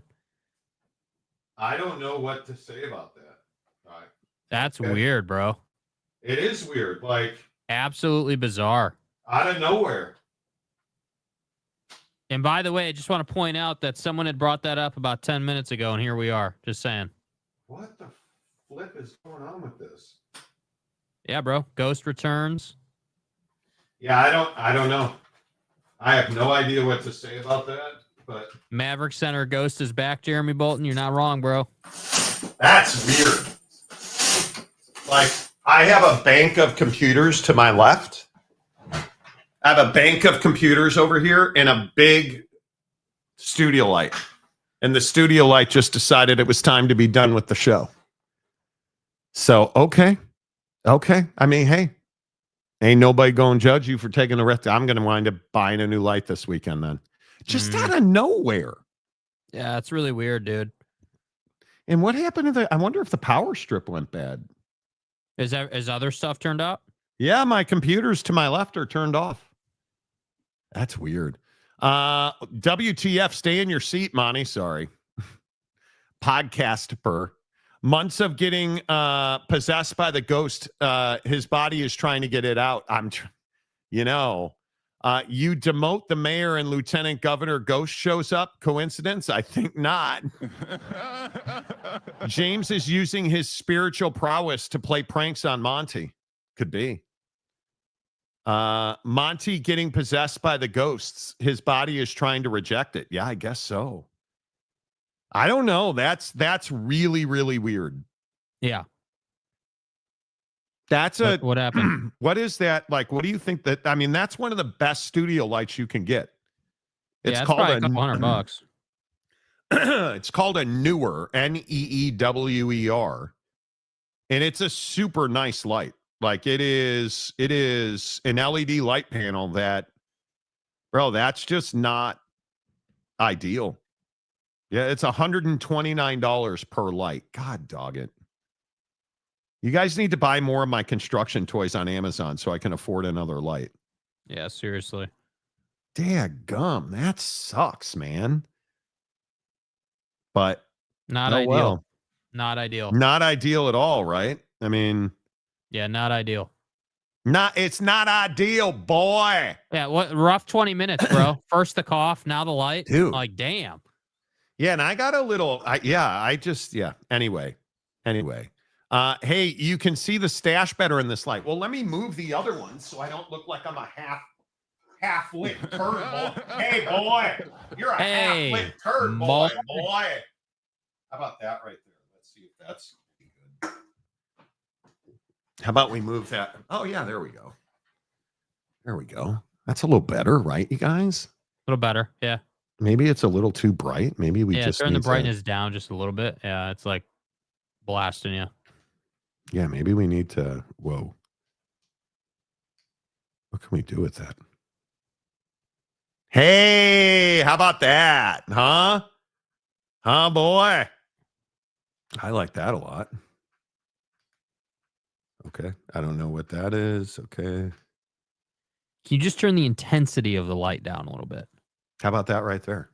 That's better. Yeah, it's a little better. Can you change the color on the sign behind you? Your face is blending in with the color behind you a little bit. It's like the same color. Okay. Can you do like just a different color? There's that one. How about that right there? Yeah, that's a little better. That's a little better. Is that better? Yeah. Now, do we feel better about this now? Right? Yeah, I mean, that's solid. Seattle City Light wants their money. Yeah, I guess they do. Yeah, I mean, I don't even know that I'm not so sure that you even need to buy another light. I really think it's fine. Yeah, I mean, it could be. There you go. Yeah, maybe I don't. Maybe this is fine. Yeah. That's weird that. You know what the other thing is, you guys? I got this light because it's legitimately dark. It's dark most of the day here. So I now have this light. And I don't know if you guys can see but it changes colors. Yeah, and we can see that. You set it on your desk. You see how it like changes warmth and colors? Yeah, it's mood lighting, huh? Yeah, well, what it does is it mimics the sun. And so, hello, Monty. It mimics the sun, and it absolutely makes a huge difference for me. I was using a different light, and my wife was like, "Hey, I use this one at my office. Why don't you?" So I got it, and it works great. Absolutely works great. Monty, if you send me a toy, I'll give you a review. Well, why would I? But the Amazon review thing pisses me off. Honestly, if we're being frank and beans with each other, it's frustrating because we're at 17 reviews on and you can see the link in the description on the YouTube channel. We're stuck at 17 reviews right now. And it's frustrating. When the light went out, I just got a notification saying that Oak State has been doing interviews for head coach position, should have a hire by next week. Well, if that's the case, you should cry because then they're not getting the best candidates. They absolutely should not hire somebody by next week. That you do not want to do that. I think that would be a huge mistake. To hire somebody next week would be monumentally stupid. Yeah. I think that's Weiberg just needs to take his time. Yeah. Just be cool, bruh. Slow roll. And I think it's really important that they keep this quiet and they keep it, because you haven't heard much. And if it truly is Colin Klein, the offensive coordinator at Texas A&M, if that's truly who it is, I've been hearing a lot of Colin Klein to Oak State. You're not going to get him anyway, right? Because, I mean, the two names that you've heard a lot, I think it'd be a huge mistake to hire Zach Robinson. That would be a huge mistake. But you hear Zach Robinson, Colin Klein, and Alex Golish at South Florida, who, did you guys hear what the UTSA coach, like, what are you doing? Jeff Traylor going in on Alex Golish was so, and he did it in such an overt way. I hated that whole thing. But anyway, neither here nor there. I think your best hire is Colin Klein at Texas A&M. And if you're Colin Klein, you are not leaving that job until the season's absolutely over. So, I think that's a huge question. Oak State about to hire BK, and I couldn't be happier for you, James.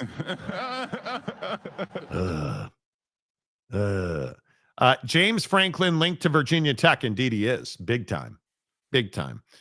Just curious, who would you hire for the Oak State job? Well, I think I just told you that. Would you, Quintus? Would I? Yeah, I'd probably hire Commodus. Could be the former Northwestern coach now that he's cleared. I love this his name's Pat Fitzgerald. Should Pat Fitzgerald be a football coach again?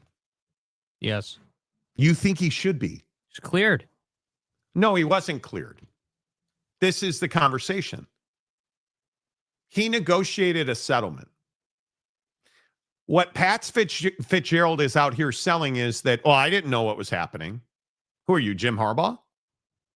You had allegations of sexual assault and hazing in your football program and you didn't know? And we're just supposed to hire you and say, it's fine, he was cleared.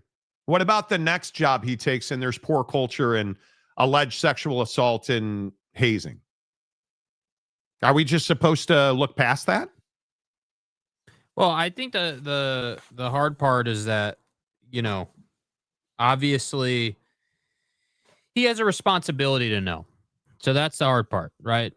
At the same time, you wouldn't be settling a $130 million lawsuit if you didn't have evidence that he didn't know. So, or that he wasn't complicit or whatever, whatever the legalese is, But would you though? You don't think you would? He didn't say that he was cleared. He said he was vindicated.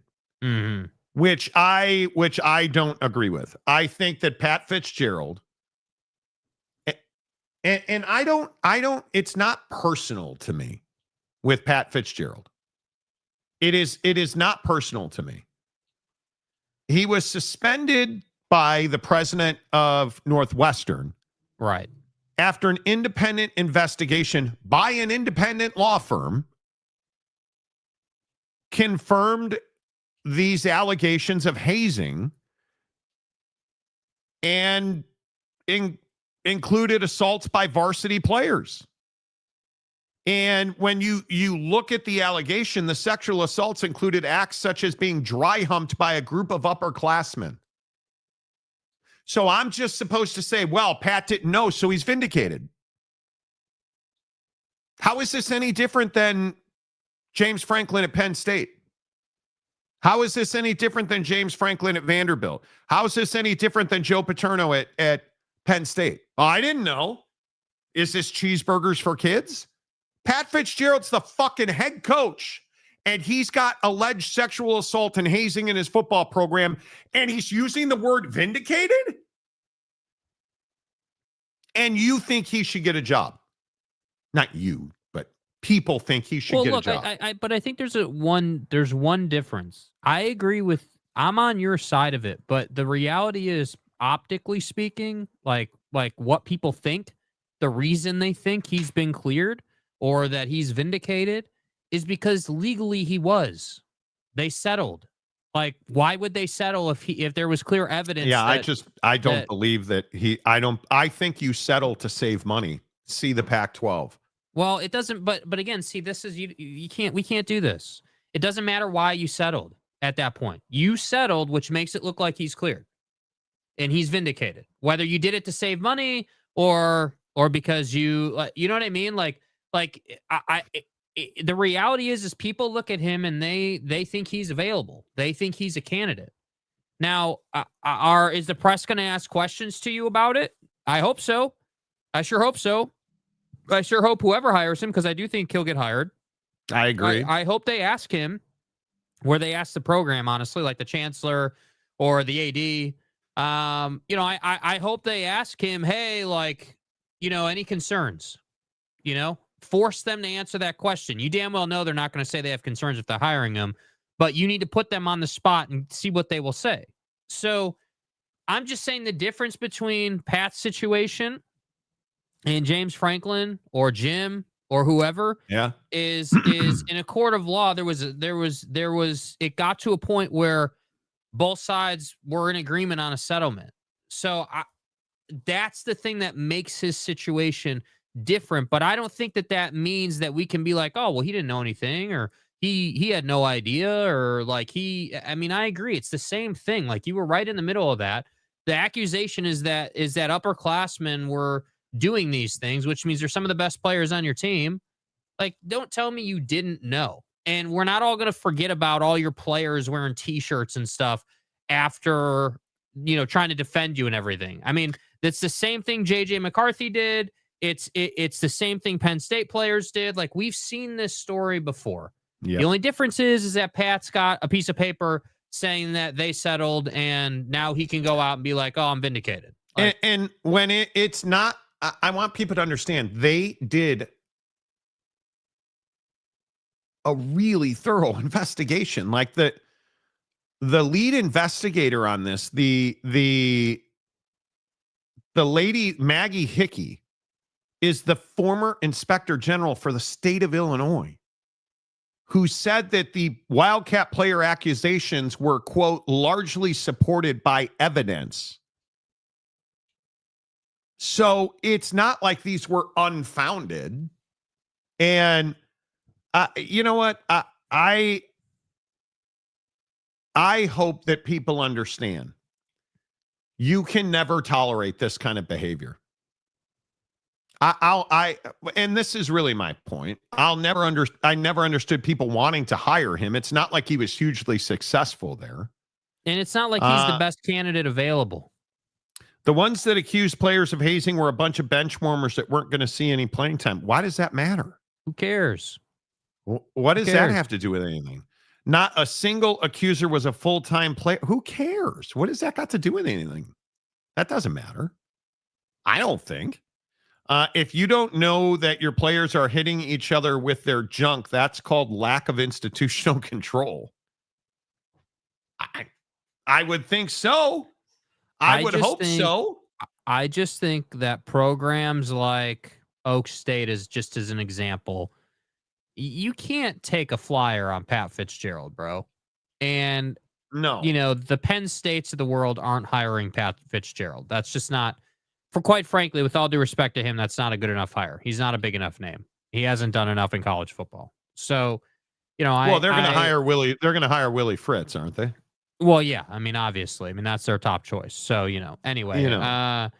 Yeah, I don't know, man. I think people love to get out and defend guys like this, but the reality is like, if you met someone in that situation in real life, you probably wouldn't be giving them the benefit of the doubt. You wouldn't be saying in real life, in person, face to face, I'm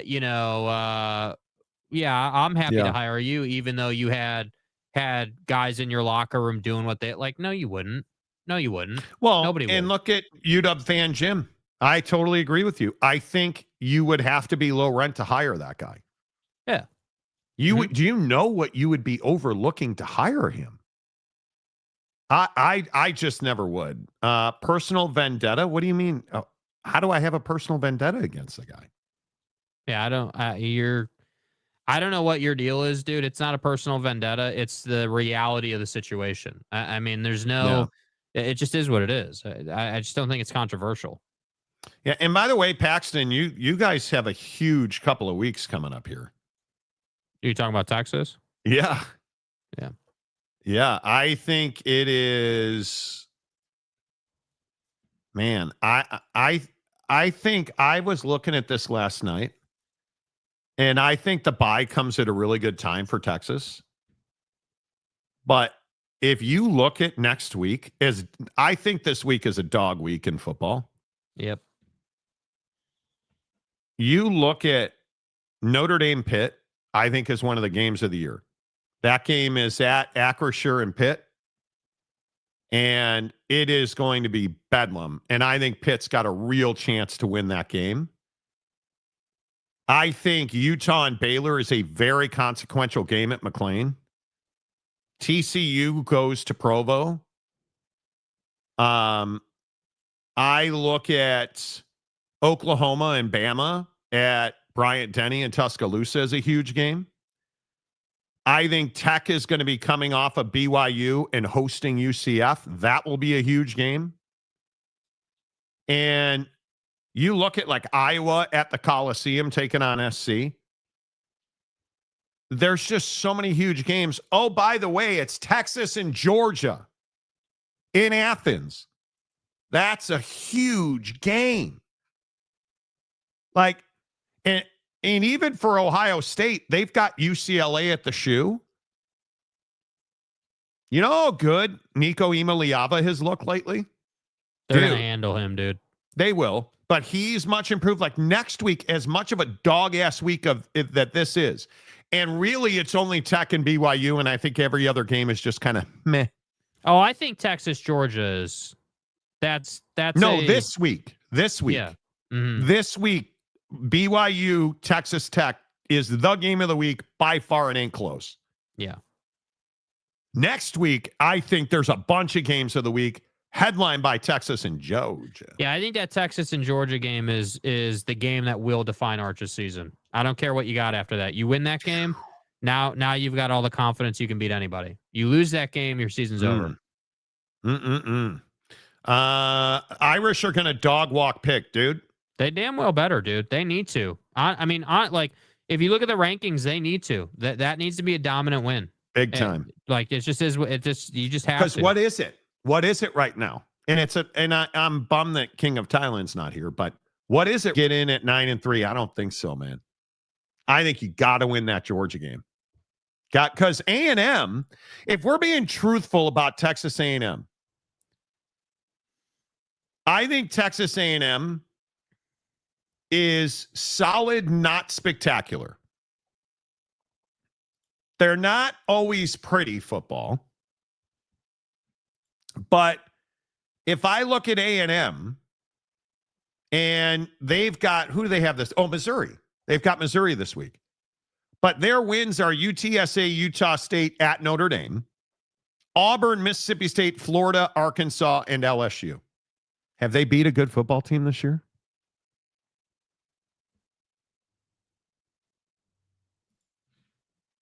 Bueller?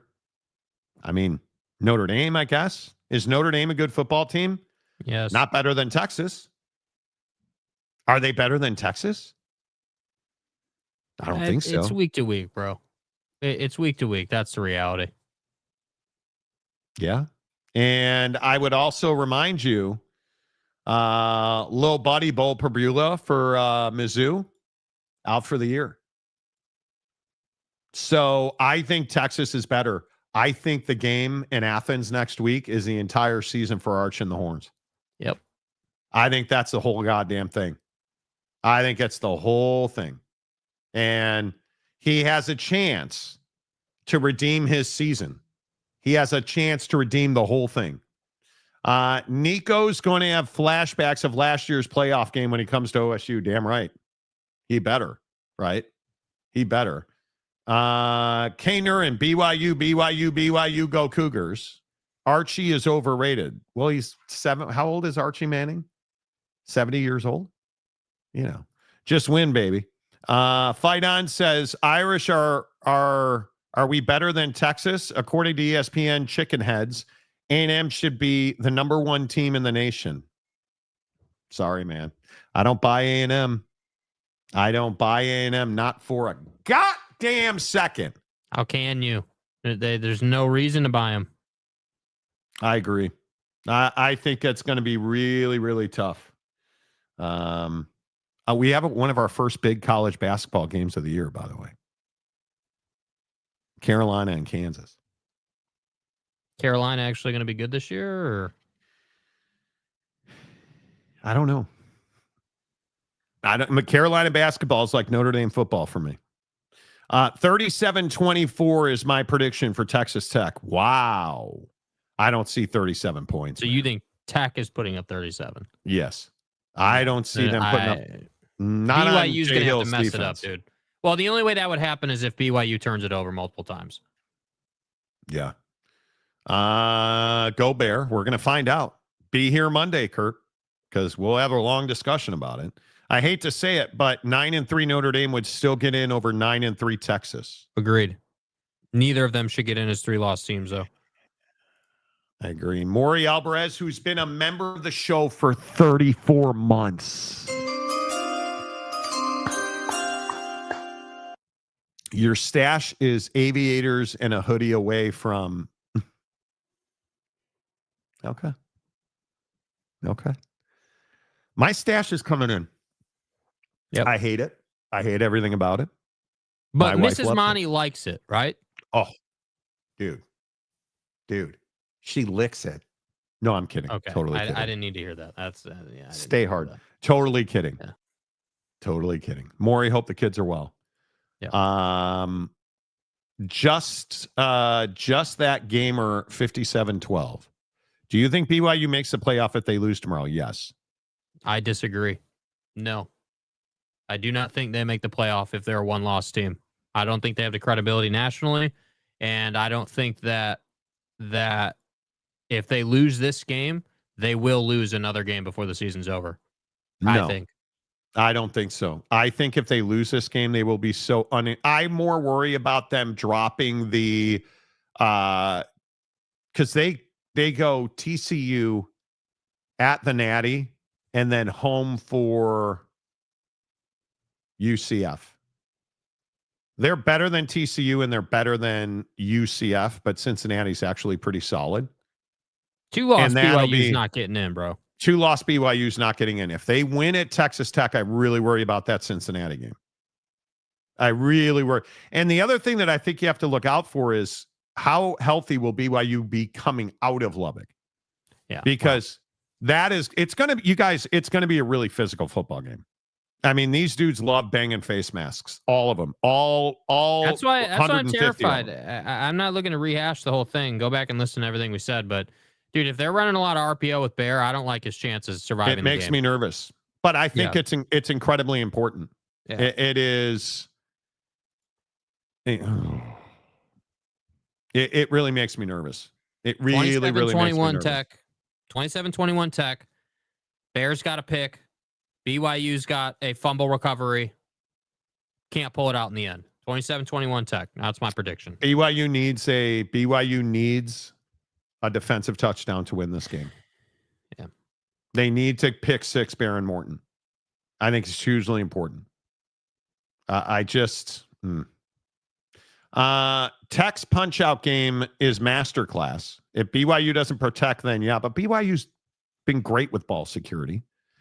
Hope J. Hill talked about it. I think they'll be fine. BYU's ball security and protection have been great. I'll be here Monday. Showgrim is like a drug. Well, I appreciate that, Kurt. Yeah, next week is the real deal. Yes, it is, Paxton. Alabama OU next week also. Yeah, next week's a great week of football, you guys. I love Texas. I know that we all disagree on Arch. I've seen real development. I think Sarkisian is doing some of his best work with Arch Manning right now. I mean, I truly think he is doing some of his best work. And so Marcus is texting me saying that the light is still too bright.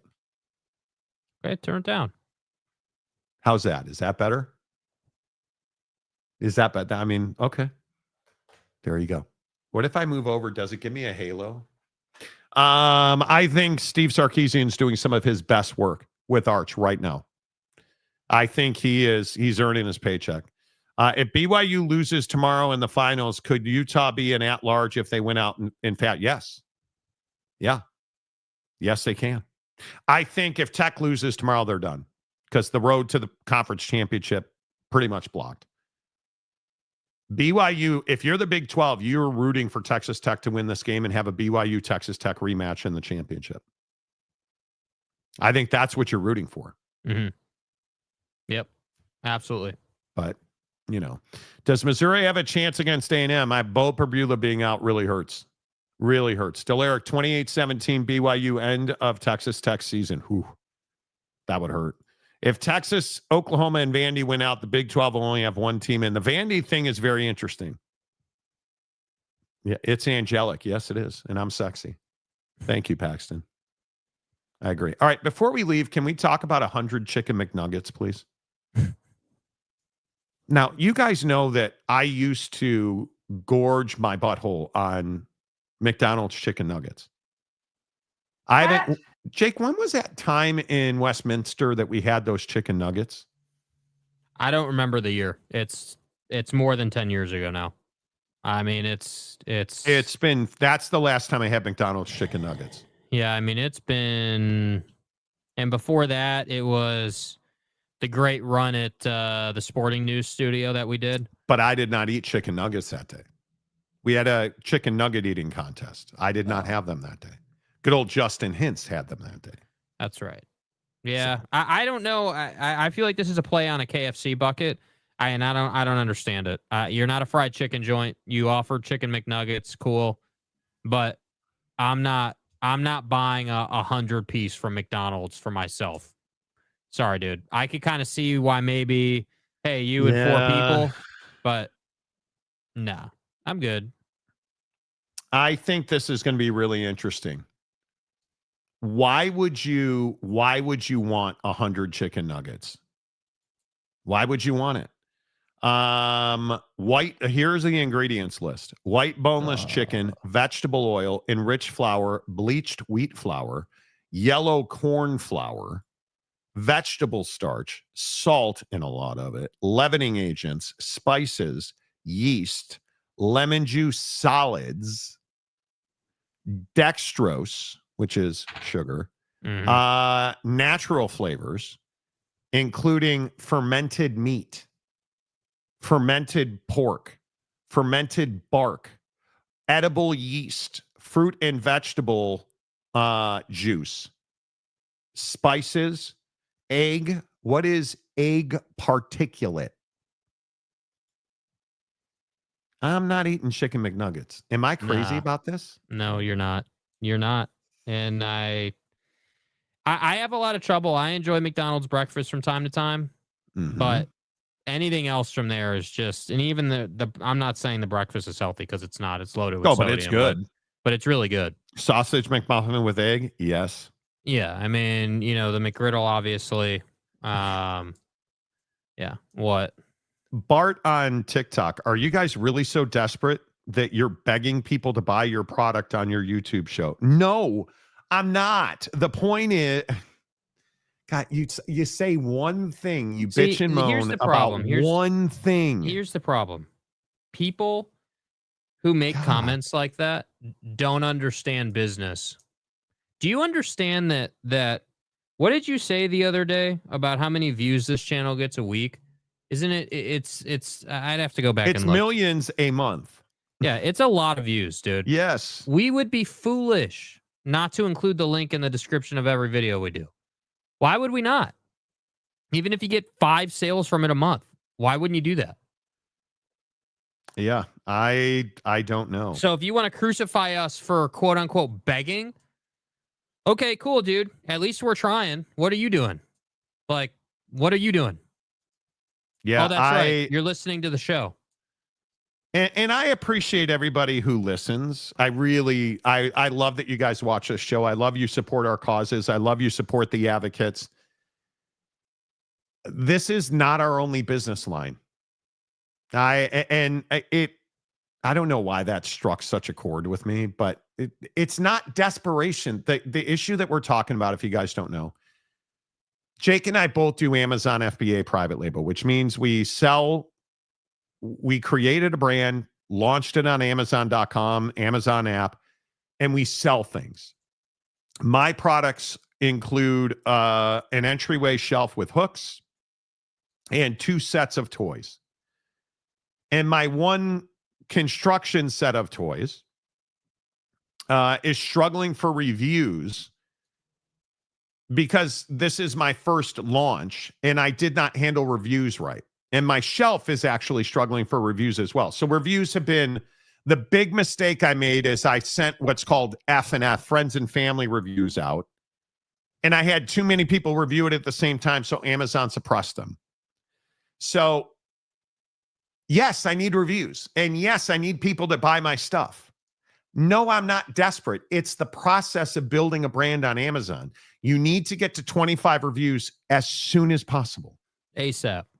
I am at 11 on my shelf, and I am at 17 on my construction toys. And that's why I talk about it so much. And it's just, it's crazy to me. Yeah. It's crazy to me. I greatly dislike that mentality out of people. Are you really begging? We're not begging, dude. It's part of the process. But you don't understand that because you're not in the process. You're not trying to do what we're trying to do. Don't buy them for kids. The trucks I sell are actually really cool. It's a big hauler. It's a big hauler with 12 slots for die-cast and like Hot Wheels trucks. And 6 of them are full. And it's a really cool toy set. And it sells really well. The problem is it sells really well when somebody looks at it. When you only have 17 reviews, a lot of people won't even look at it. A lot of people will not even look at it. And it's the most frustrating thing in the world. And the thing that you have to do is you have to get people to look at it. That's the main thing. And part of the process is getting reviews. And I'm free. I freely admit I screwed up the reviews. And that's the one part of my process I did not have locked. And it's a bummer. Kurt Myers. The link is in the description of this video. Click on it. That's my truck set right there. That's my truck set. Yeah. And it's a really cool truck set. See, like you get the 6 trucks on one side and then there's 6 blanks on the other side. The ramp pops up. There's buttons on top of it for you it plays noise and sound. Like, it's a really cool thing. And I wish I'd handled the reviews better. I wish I had handled the reviews better. That's the truth. It was the one thing I got a great price from the distributor. Like, Gumby says, if I was a little kid, I'd want that truck set. And I love it. Where do you, oh yeah, you did. Yeah. And it is, and I'll put the brand, you can search this brand. Just Google search what I just put in the comment section, Amazon and our brand, and you'll see it'll come right up. And I have a shelf on there, and I have, Anyway, the point is, I screwed up the reviews. So, what ass gave you a 1-star? Who knows? He didn't read the description. You guys understand this about Amazon? People don't read the description. They read the title, they look at the pictures, and then they look at the reviews. And they won't read reviews. If you're a 4.5 or higher, they won't read the reviews. They'll just purchase it. And so that's why you have to get your reviews higher. It's just bummers equal learning moments. Yeah. And in e-commerce, when you're launching a business, you're going to make mistakes. But yeah, this is the brand name right there. If you just search Amazon and that brand name, you'll see it'll come right up. Yep. So, and hey, I really appreciate anybody who supports us. If you want to support the show, buy our products on Amazon. That's the best way. And he also says, I didn't mean to say it so harshly. I don't think desperate probably wasn't the right word. Maybe thirsty. It just seems like you're asking for help. I'm not asking for help. I'm asking for people to buy my product and leave me a review. That AI image may be hurting you too. I did an A/B test and the AI image scores far higher, like ridiculously higher. You guys would be shocked if Amazon gives you a tool where they'll show your listing with multiple, what's called the hero photo. They tell you on Amazon you want a main photo with a white background. When they A/B test your photos for you, the ones with the white background always lose. So what about your products, Jake? Yeah, I'm in the process of launching my first product. It's going to be a floating shelf. I'm trying to get it to be a certain size. So that's delayed me getting the sample from the manufacturer. Yeah. I'm not looking to launch a dinky little 10-inch shelf. I'm looking to launch a 24-inch shelf in sets of 2, which is the market for the particular type of shelf I'm looking for. And so it's just taking time. And also you have to understand it's the holiday season, so it takes longer to get samples. Manufacturers are busy. Yes. So just going through it. I Yeah. would imagine based on the current trajectory, probably January it'll be on Amazon. I'm hoping. That would be my hope. That's probably lofty, but we'll see. So what else do you sell on Amazon? My kids are mostly grown. What I sell on Amazon is I also sell this shelf. This is the product I launched with, and I'm restocking it right now for fourth quarter. And then in January, I'm going to change the hook size, but it's a great shelf. That's my other product right now. What I'm doing is scaling. So I have 3. I'm waiting for a test to come back, a safety test that Amazon requires. I'm waiting for that safety test to come back. And then I'll have a fire truck set on Amazon as well. And then I'm going to, in February, I'll launch a floating shelf on Amazon as well, because they do very well. The floating shelves do. But there you have it. And I'm just, I need that safety test to happen. And so I check it like I'm looking at it right now. I check it obsessively because it could happen any day without you ever even knowing it. which is absolutely the worst part of the whole thing. Anyway, there you go. That's e-com. Enjoy the football games this weekend, you guys. The Monty Show is always presented by the Advocates. Theadvocates.com. Texas Tech 27, BYU 21. That's my prediction. Advocates.com 24/7 365 advocates.com. Until Monday, say goodbye, Jake. Goodbye, Jake.